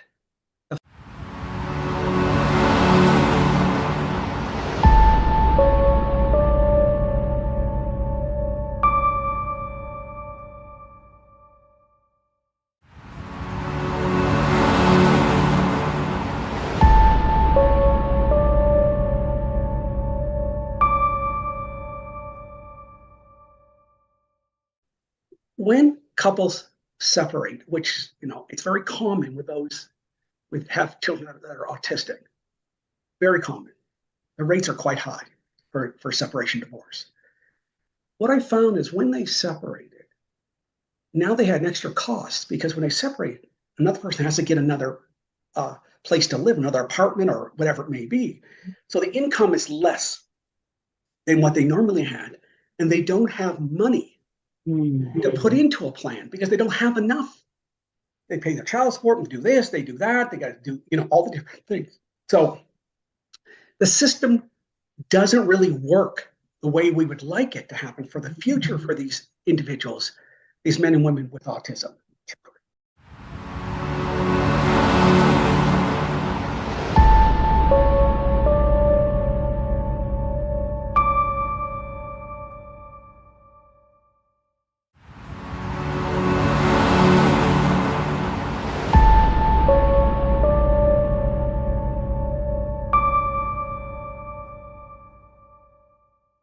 Tell me what inspired you to be part of the World Autism Summit? Fantastic. Well, it really just off the bat, it sounded like a really good opportunity to speak on financial literacy, help individuals with autism just take control of their lives and live a more fulfilling and fruitful life. I find a lot of the time when you're dealing with finances and you're dealing with neurodivergence or disabilities, that it's just an extra layer on top of things. And there are people that are not on the spectrum that are having difficulties with their finances. So I think that having that extra layer of like complication means we need to give even more support.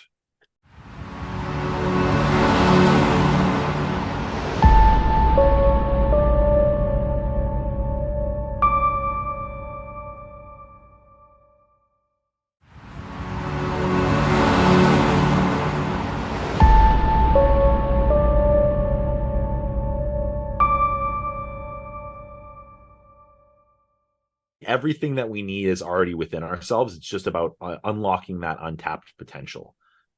So yeah, really just helping people understand their unique gifts, talents, specialties, what they can do, and then seeing what areas that I can help out with, And I think just because finances are pretty much the cornerstone for really everything these days, like I'd love to say we live in a world where money is not an object and you can do whatever you want without without worrying about finance.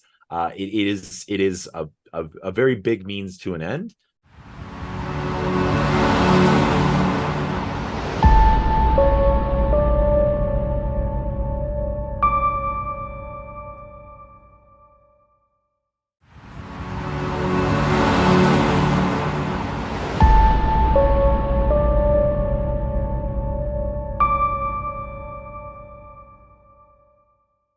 Can we set up systems for success in partnership relationships?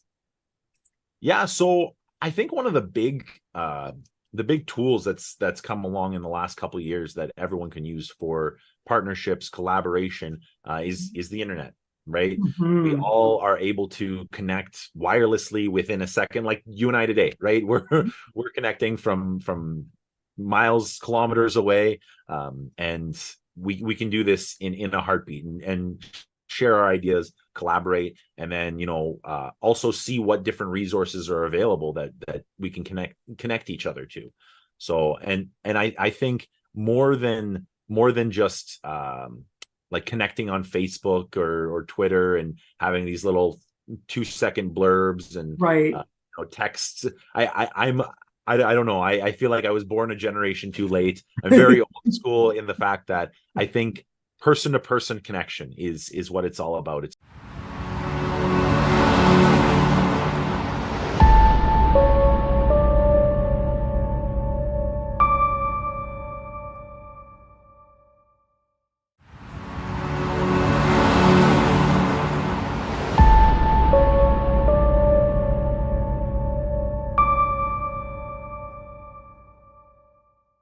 in this day and age, we're more connected than ever, but we're more disconnected than ever, right? Like there's so many tools that we can connect with, but there's more depression, anxiety, and like loneliness in our society now than there ever has been.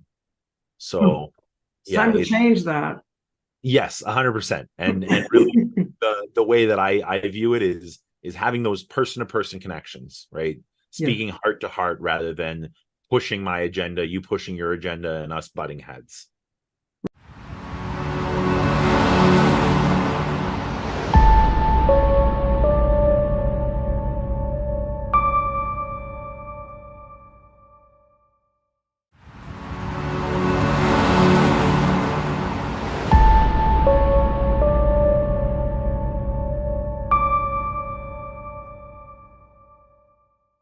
Yeah, well, specifically with gaming, games have become less about building a fun like thing to play and more of a dollar extraction process. Yeah. They see their customer base as little gold mines that they can just pick away money out of, right? So it might be $2 here or $3 here to get the extra power up or new builders or whatever it is. But yeah, those can definitely add up, and there's a lot of psychology that goes behind video game design nowadays, just how they can get that money out.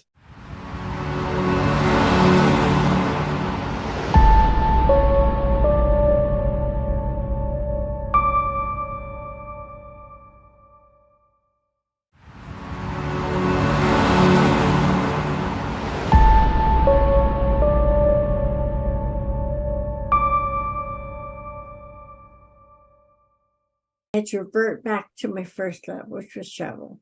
I've traveled the world, and when I was diagnosed with MS, it changed how I travel, but it did not stop that I love traveling. So I think that what we need to do when it comes to autism or Down syndrome or any developmental disability, and I apologize everyone for the stutter. That's my little gift with birth, just from MS. But the most important thing is that you have to have the family member who is on the spectrum. You have to understand that they need to be held in the limelight for planning this trip. They need to feel that they're the most valued.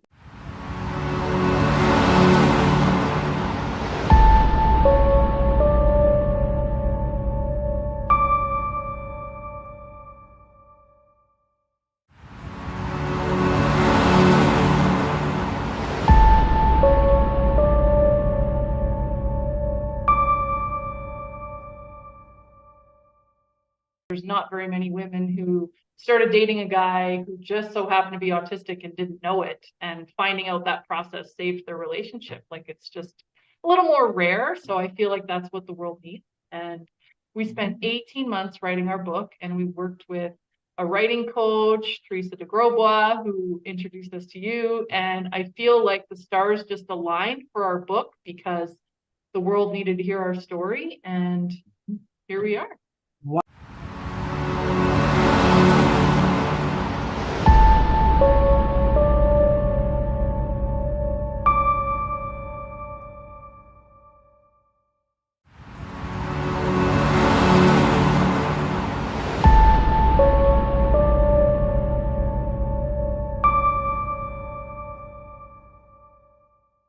World examples, or like talking about it in more of like an intellectual way is one way, but you need actual practical stories or like certain little narratives, moments, right? Where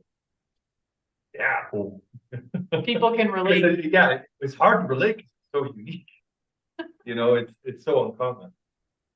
So did you have problems in your relationship at the beginning? Oh, we did. We did. Our first year together was our hardest. We just made a video on social media that blew up about this because I'm like, the first year is usually sunshine and rainbows before the real stuff kicks in. But with Andrew, it was like all the real stuff right up front.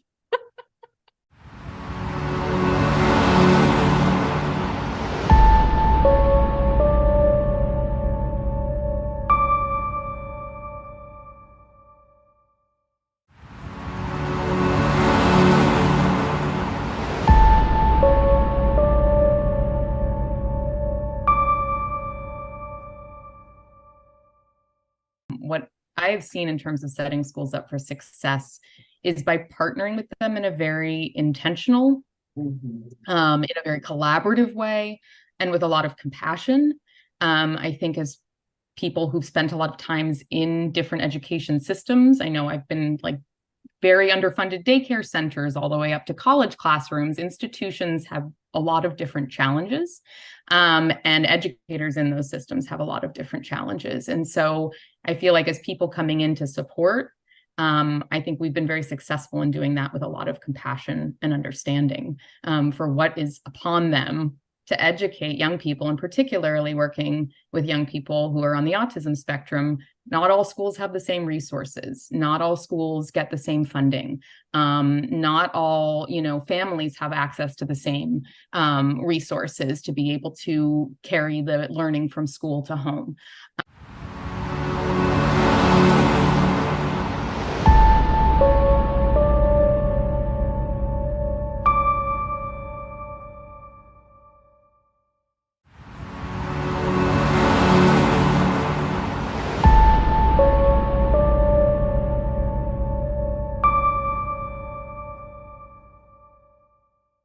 As you said, the arts are essential, and we're not just bringing anything to schools. We are enriching schools with the arts. We are there, I'm sure it's familiar to people in a lot of parts of the world that the arts are often pulled from curriculum. and access to the arts is often limited. And so EASE, as you had said before, stands for Everyday Arts for Special Education.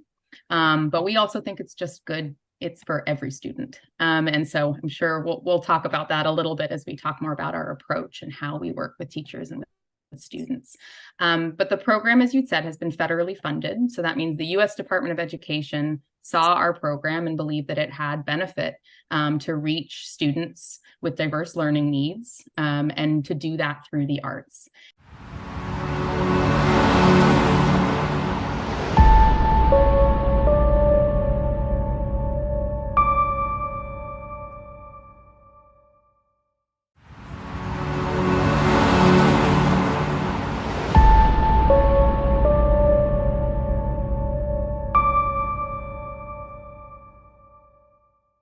So I found a doctor in Maryland. I found Dr. Stanley Greenspan, may he rest in peace, and Dr. Barry Prezant. And I found people who I like to say co-signed my unique way of being with my son.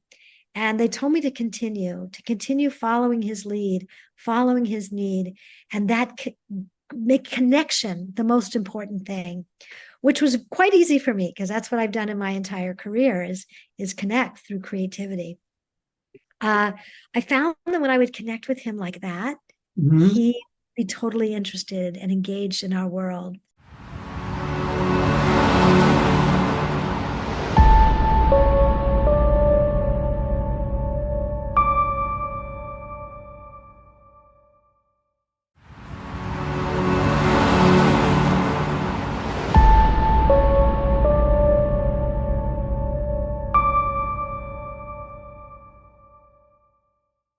And I developed a methodology and I started training my creative friends, actors, singers, dancers, open-minded special educators in how to use the arts, creativity to understand and enter the world of someone who is on the spectrum. Now, my son is non-speaking, he's severely autistic, and but when we connected with him in a creative way, accepting and appreciating and joining and celebrating everything that he is and was, he connected with others as well.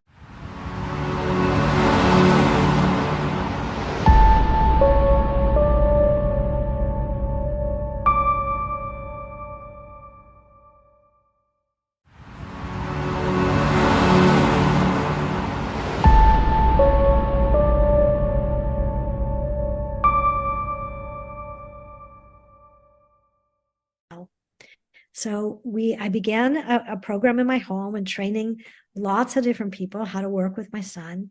And gradually, inch by inch, like a butterfly emerging from chrysalis, he chose, and I love to say chose, he chose to be more part of this world. Wow.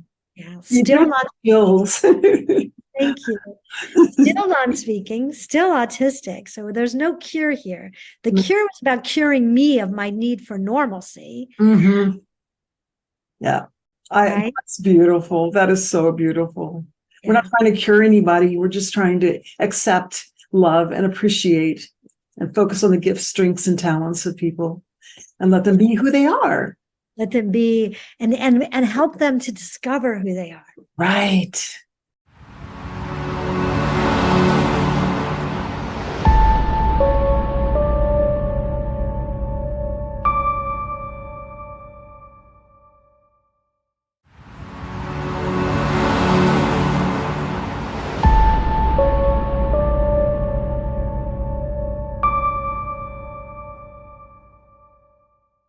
Collaboratively over 35 original musicals. And the ones that Karen's talking about, we have a musical over pandemic. We couldn't meet in person. So many of us creatives do. We just pilot, pivoted and started doing classes online. our students self-tape. We had written a musical and they self-taped themselves using their iPhone. They self-taped. Wow. And we created 2 original films. Wow. Yeah, yeah. And one of which may be going into production as a feature film. So we're keeping our eyes up for that. So that's been quite extraordinary.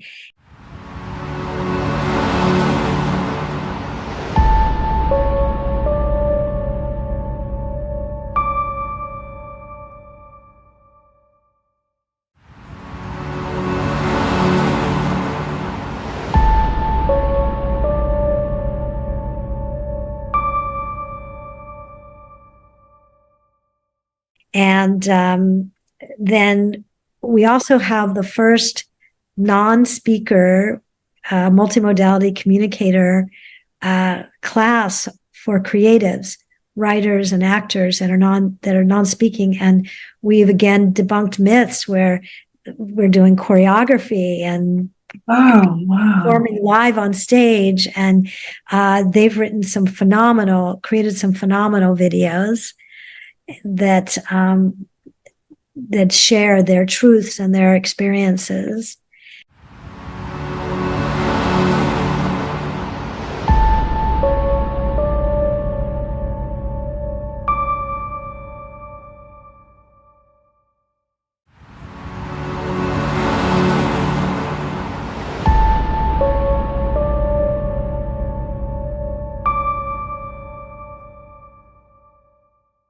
I am and have been for well over 20 years looking to make an impact and to make life easier, not just for those who have neurodiversities, but also for their families, and to destigmatize it, because in many cultures, having a family member with, who is different, is seen as very, as something to be ashamed of or to hide away.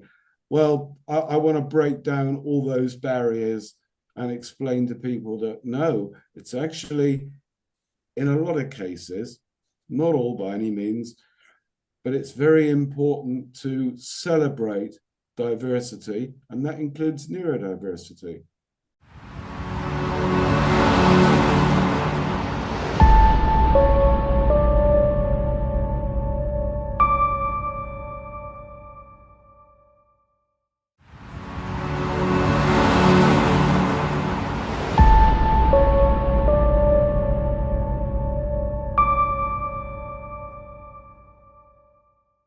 Because diversity, is the fundamental of evolution. It's what ensures species survival.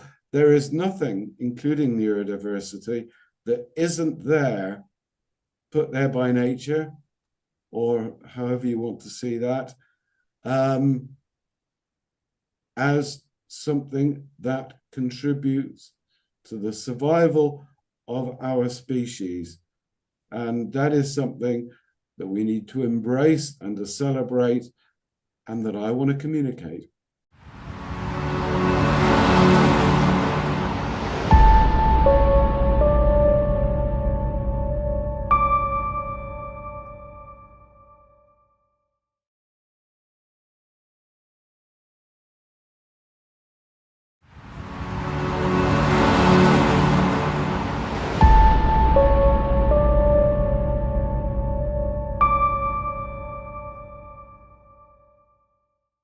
My desire to reach out and tell everybody in the world, look, you're not alone. Other people have these experiences.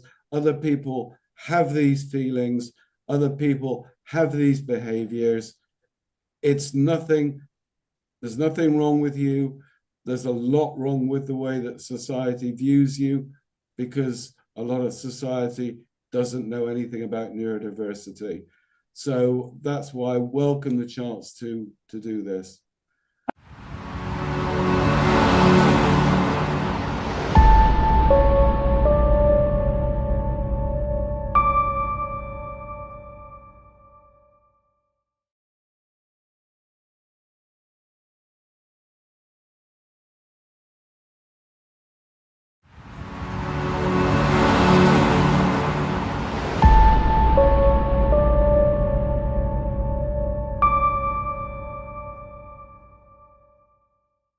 just hope everyone has the opportunity early on in their lives to have some form of live music making within your community or within your schools.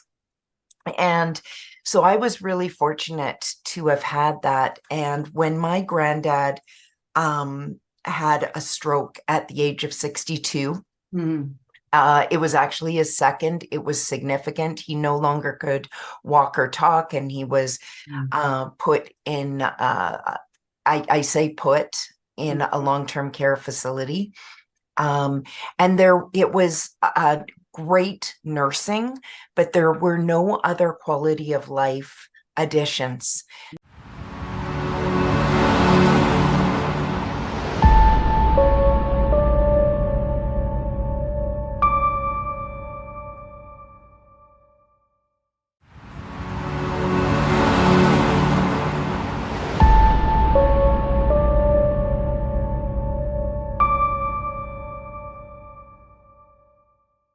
Every Friday night I would end up going to the long-term care center to hang out. And this was from probably about the age of 12 all the way up until high school. And that's when I learned about music therapy. So I had all these beautiful music moments, but I wanted that human connection part around music, and I didn't want to be a performer. I knew I didn't want to perform. I just couldn't. If you're not performing, then it's just a hobby in your basement. But I knew I wanted more out of it. And so when I heard that music therapy was an actual profession, and it would mean that I would be able to sit with music, sit with people, make music with them, talk about music, identify our feelings around music, could use music to help people feel more healthy and well. I just couldn't think of anything else that I'd rather do. And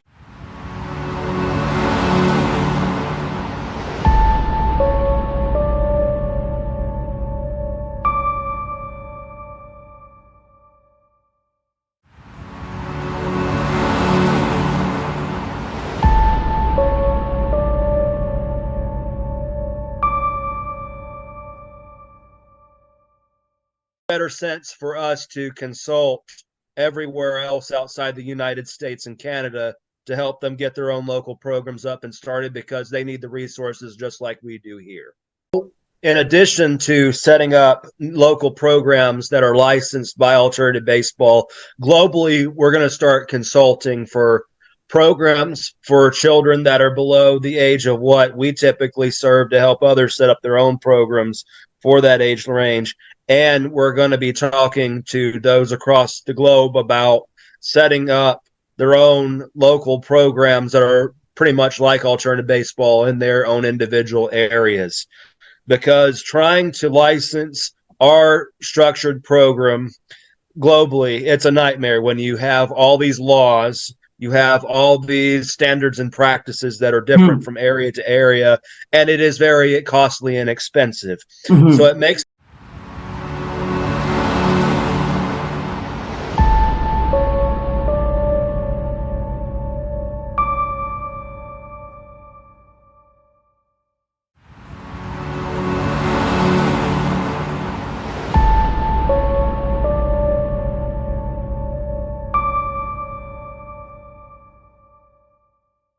Well, the biggest thing for me is not only continuing to promote acceptance and awareness on such a wide global level, but also promoting the need for community integration and more opportunities, more resources to be able to set up an infrastructure for those with disabilities and with autism to become more successful in the future.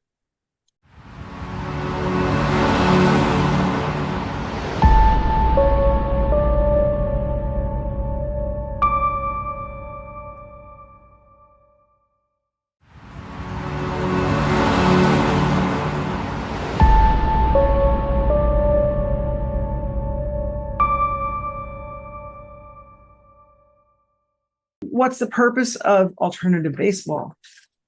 Alternative Baseball provides the authentic baseball experience for teens and adults ages 15 years of age and older with autism and other disabilities.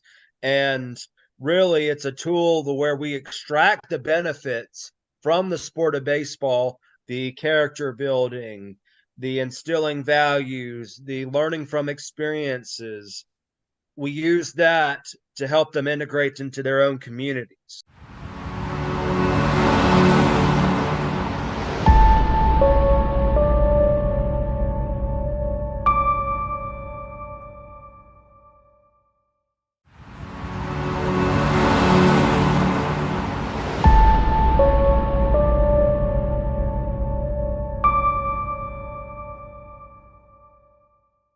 So we've moved from the competitive model of basing it off of what you think to be a sports league that's based on wins and losses. Oh, my team's doing great. Oh, my team's doing terrible. They're never going to make the playoffs.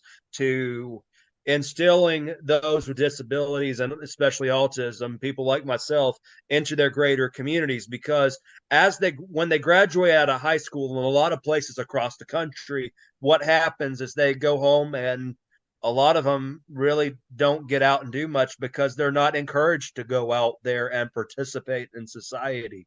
And that has to change.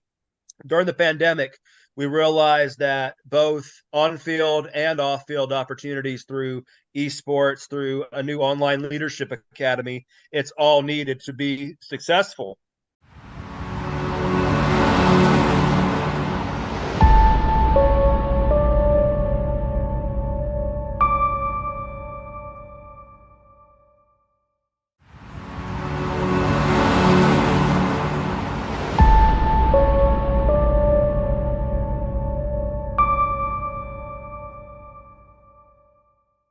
Understanding with the social skills to understand social situations that happen, using a sport like baseball for that. Really, you learn through winning and losing. You learn from striking out or hitting a home run. Every single opportunity is a learning opportunity. It really is. And we need to instill a message in society that is better based on, we're always learning every single day. It doesn't stop when you get out of high school, and it doesn't stop, especially if you get a certificate that says doctor on it.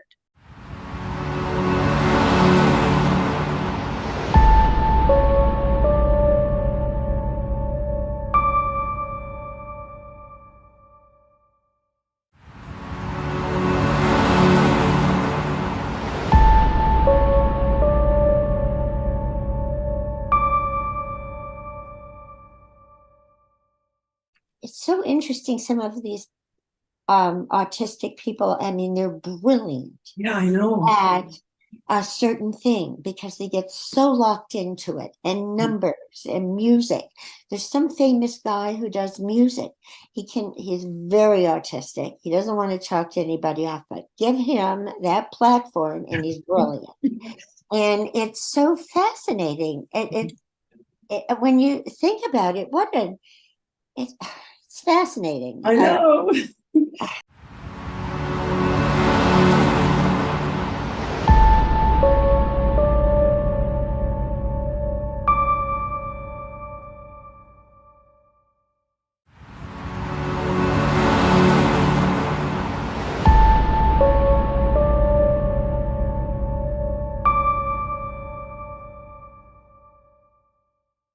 Gary, tell me, why are you so excited about presenting at the World Autism Summit? I suppose one of I'm so excited about is that it's an international community. Autism isn't bounded by country boundaries, and is a national and international problem.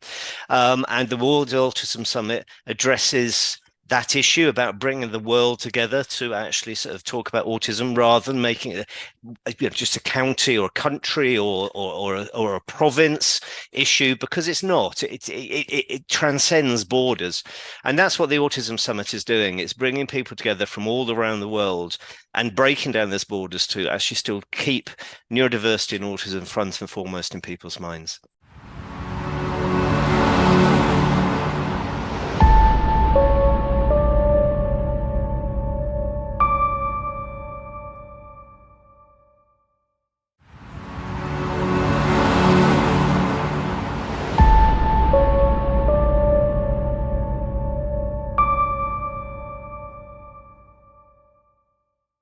why? Why do you do what you do?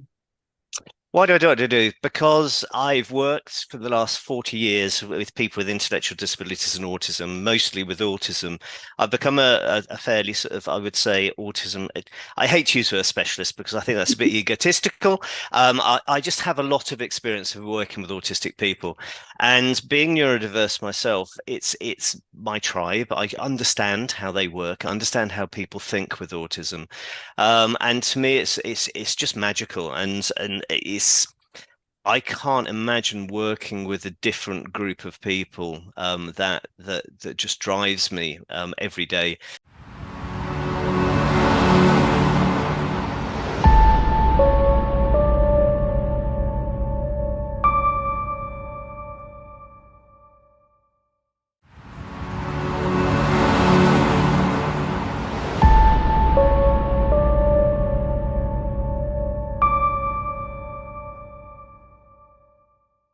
Have this burning frustration to make things better for people, and it's not just with autism, it's the intellectual disabilities that go with it and the comorbidities that sit quite often with autism as well.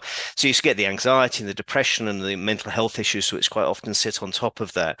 And I've sort of always worked, I suppose, with the far end of the spectrum, where I work with people with autism with severe self-harming, severe suicidal intent, and quite often that's driven by society's acceptance.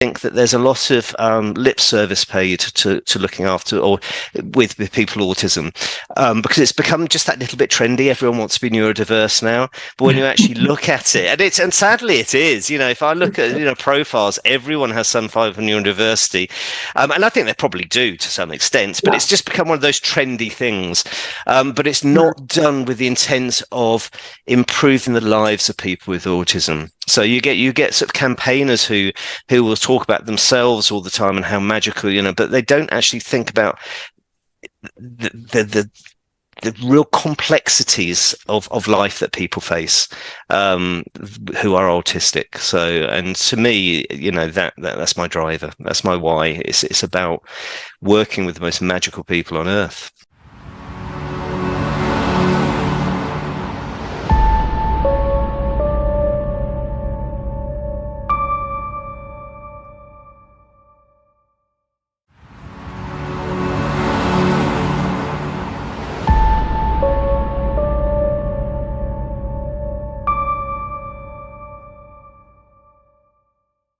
Autistic people they're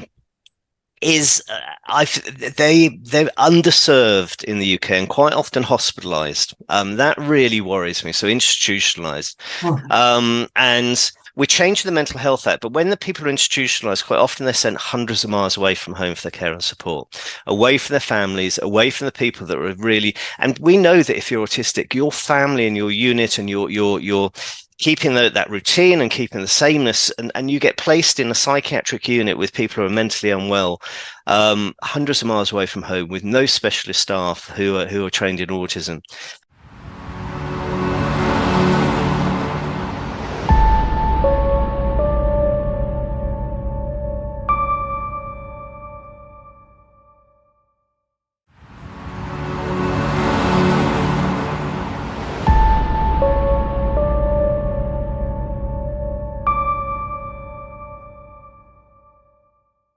Set up NEBS, and the original idea of NEBS was to get people out of hospital and bring them back home. Basically, that was my drive. I just wanted to bring people back close to home and family, because obviously my niece Kitty was 8 hours away, and it was during COVID, and she was 12, and parents couldn't visit, and she was just left and alone and damaged, if I'm perfectly honest, through it. And unfortunately, that damage is now sort of coming back around again, and we're looking for some sort of residential care for her because she's just not coping in the community. But if she was treated in the community at the age of 12, we wouldn't be in the situation that we're in. And that to me is almost criminal.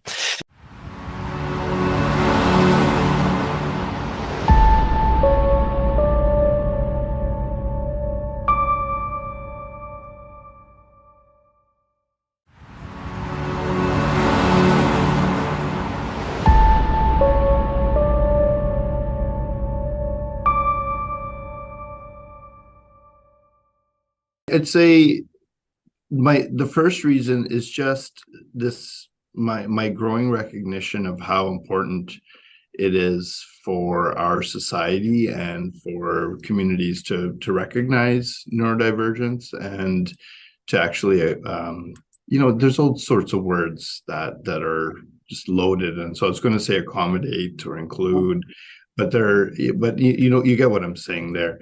The other part is just my own sort of family experience. My son lives with ADHD and definitely sort of has some classic neurodivergent qualities. And I wonder about him and people like him.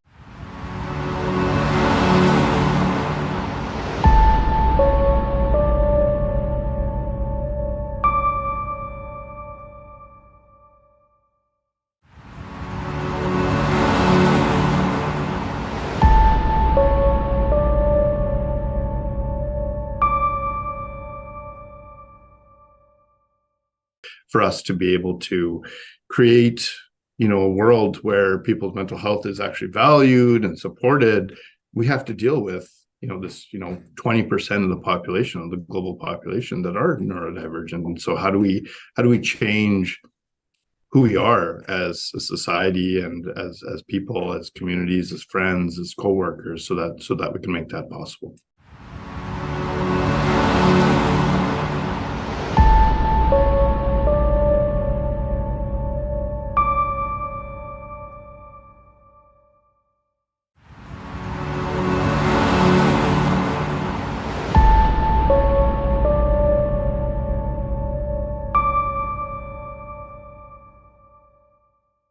The real estate industry really is a perfect intersection of people and place. And so I began to become fascinated with how places influence the experience that human beings have, and how places and the design of spaces specifically influence how people interact with themselves and with each other. So you can start to see the convergence here, right? Where people with very specific ways of perceiving the world are going to interact with place in a very, very specific way. And so the question that arises is, how can we design places to improve the quality of human experience?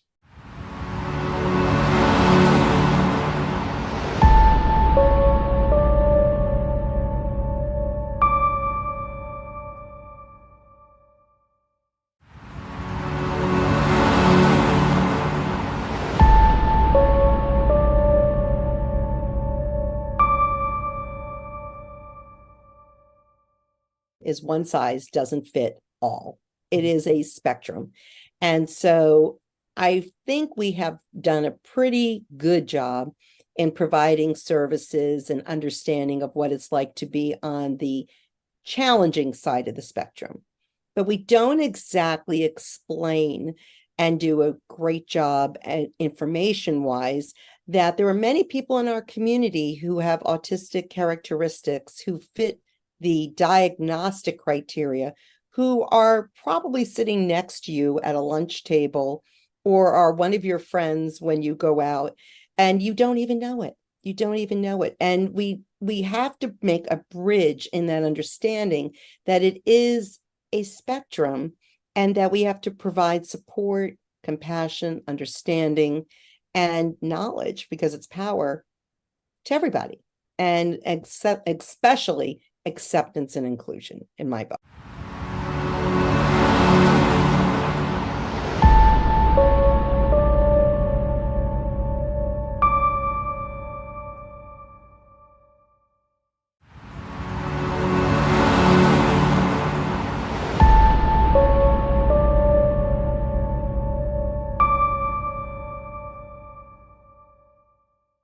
If we could save children from disasters, from being the child who flees and is lost, if we can help to provide a cohesion between our community first responders, our schools, our community members, and our families, so that everybody is looking out for our children with unique challenges.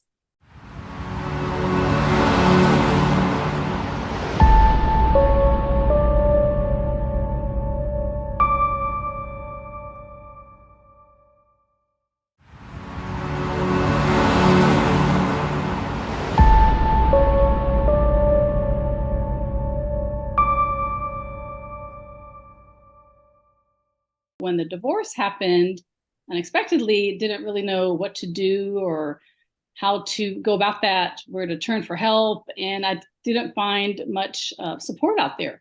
And so long, hard road and getting the information, and ended up doing a really great job for my family and advocating for my kids. But I really thought, people shouldn't have to work so hard to get a good result and get through the process and through the overwhelm and all the complexities involved in divorce. Like you said, it's complicated enough. And then when you added children and trying to figure out what you need to do to advocate for those kids as part of the process, it makes it even more difficult and challenging. And so my goal is to share really a message of hope, that if you're going through this process, it's okay. This is such a common, sadly, a common occurrence among families with children with autism. I've heard numbers as high as 80% people go through divorce with their kids with different disabilities and special needs. And so people shouldn't have to work so hard and search for resources and not feel lost. And so through my learnings, through my experience, I decided that I want to share that with other people to help them. And so it's my hope to be able to let people know that there's hope out there. There are resources to help. There are ways to do this in a manner that puts the child first, so that you and the child and the whole family can have a good result in the process.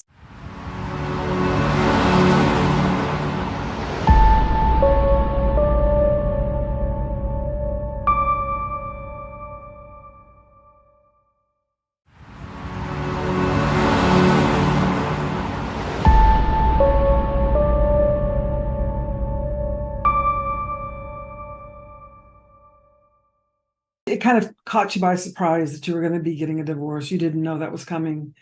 That's correct. That's correct. Yeah, because you think everything's going fine, and one day it doesn't, or maybe it's a gradual process. Sometimes we focus on our kids and on ourselves, and not really maybe paying attention to the relationship aspect. And that's another advice I would give to families, whether or not you're going through divorce. And a lot of people listening to this session may not have divorce on the horizon, but know that things can happen. And so it's always good to be aware and spend time on yourself, develop your skills, and develop the abilities and knowing what's out there, but also living our best life and doing what we can to have a good relationship, not just with our kids, but also with our spouses, doing self-care, finding people that are important to us that we want to spend time with. I think a lot of people spend too much time as we need to. We spend a lot of time focused on the kids, but sometimes we lose sight of other things and other relationships. And so my advice is to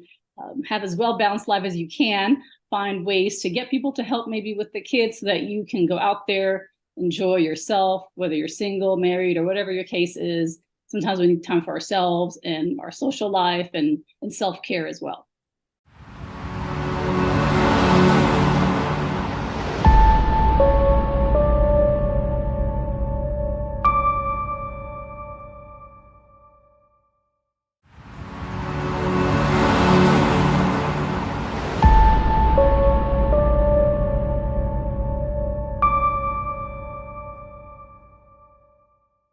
We decided that we're going to make everything that we can to give them a full life and the opportunities that any other person in the world get in any age. So we didn't see the fact that they have a medical condition called autism as a barrier. We saw it more as this is the identity that they have. And from there, we just had to navigate the system. The system is very difficult to navigate. we navigate the education system. It wasn't easy.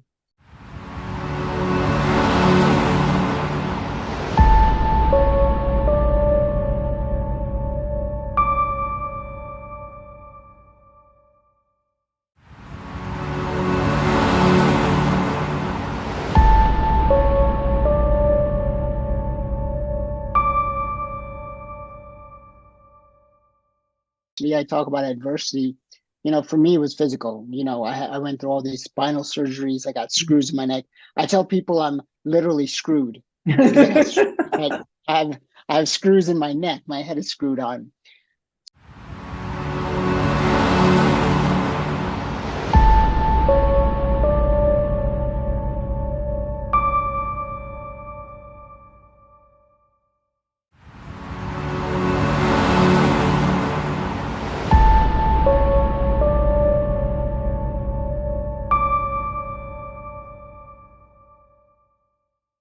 Even though I have no close link to autism in my family, I feel close to the autistic community. Yeah, sure. So if I can speak with organizations or parents or family members, that would be really great, because if I can use my experience, what I've been through and what I've learned. So part of it is based on my personal experience, and a lot of it comes from also what I've learned through filmmaking and being a professor, taking all that and taking it all and boiling it down to all those tools and strategies that I've learned.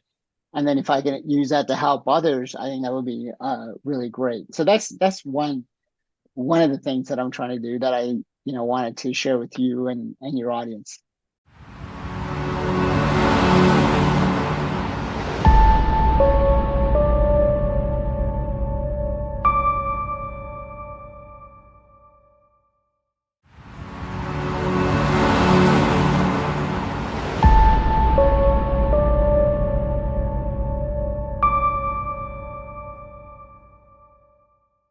And it took, a fundamental shift in my perspective to really realize, instead of dwelling on all the things I couldn't do, let me really, nourish and nurture my skills and talents.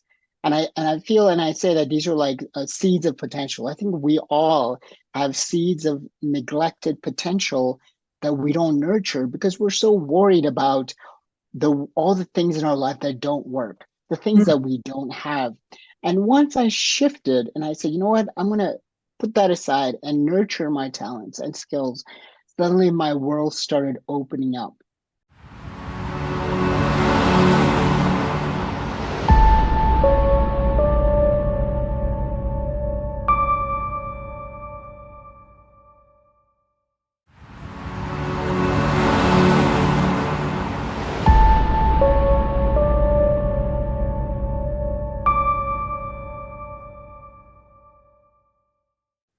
I think some of the things that trouble me, and I say this as a behavior analyst, and I say this as somebody who believes that, if I had a kid who needed our services, I would want a good behavior analyst to be doing those services. I'm a big believer in what we do.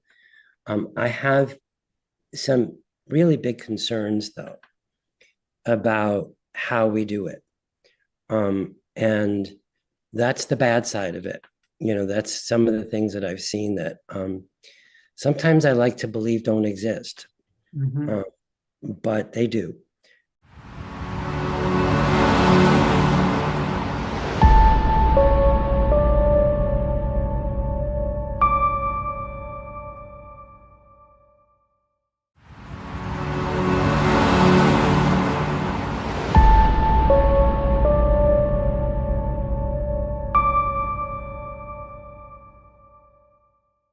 Yes. Well, those of us in the technology space have always felt that a good portion of innovative advances come from good technology. So, and that's been my experience. And those startups and entrepreneurs who are doing some amazing things have some amazing inventions and solutions in that space.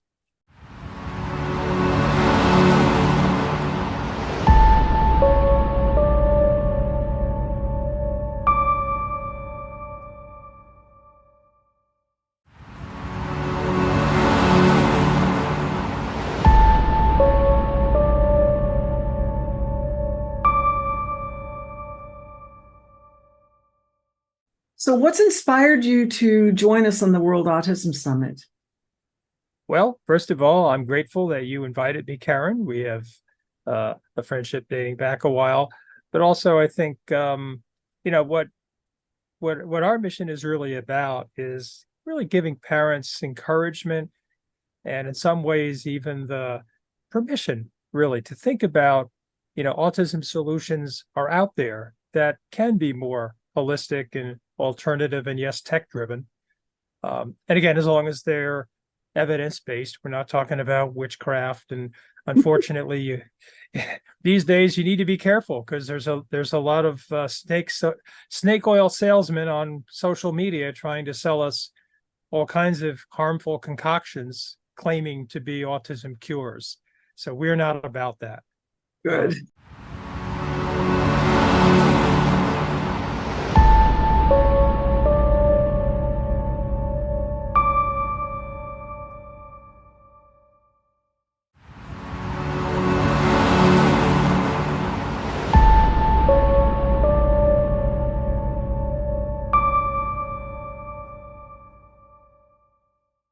That's one thing that our new foundation is really committed to, is really kind of networking with and encouraging folks in this space to share your resources, share your connections, share your technology, because we need to create the same kind of global movement in autism that is there in other areas like cancer research and other kinds of organizations. And certainly sharing them outside of just the United States and Canada, into Yes. other countries, and technology is a really good way to reach India and Africa and Thailand and everywhere. That's really powerful. Absolutely.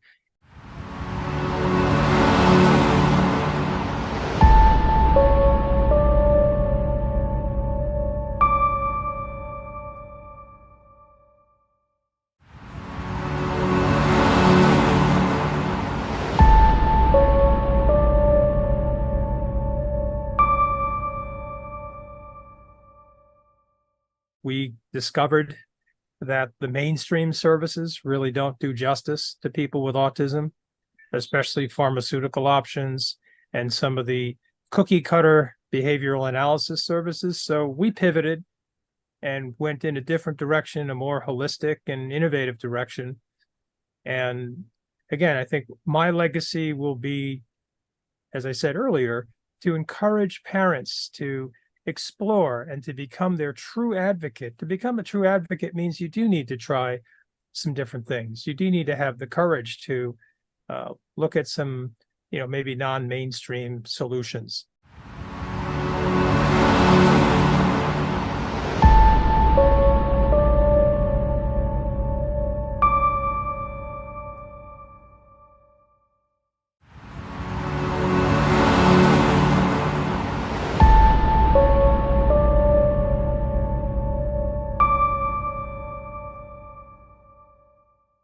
How can we set up systems of success for partnership relationships, do you think, in the world? Well, the first thing we need to do is to find each other, talk to each other, talk about, how we can complement and collaborate, use each of our unique gifts and strengths to really help each other out. Because again, this is all, as you know, Karen, and you've been doing this for some time through your wonderful organization. This is all about reach and about bringing forth our solutions to places around the world that really truly do need it. And America is certainly no difference in that. The level of autism services varies so significantly from various states within the union, and some of the more rural states services are really substandard there. And again, having a national program would be great. I'm not sure if that's in the political cards, but let's start our own movement.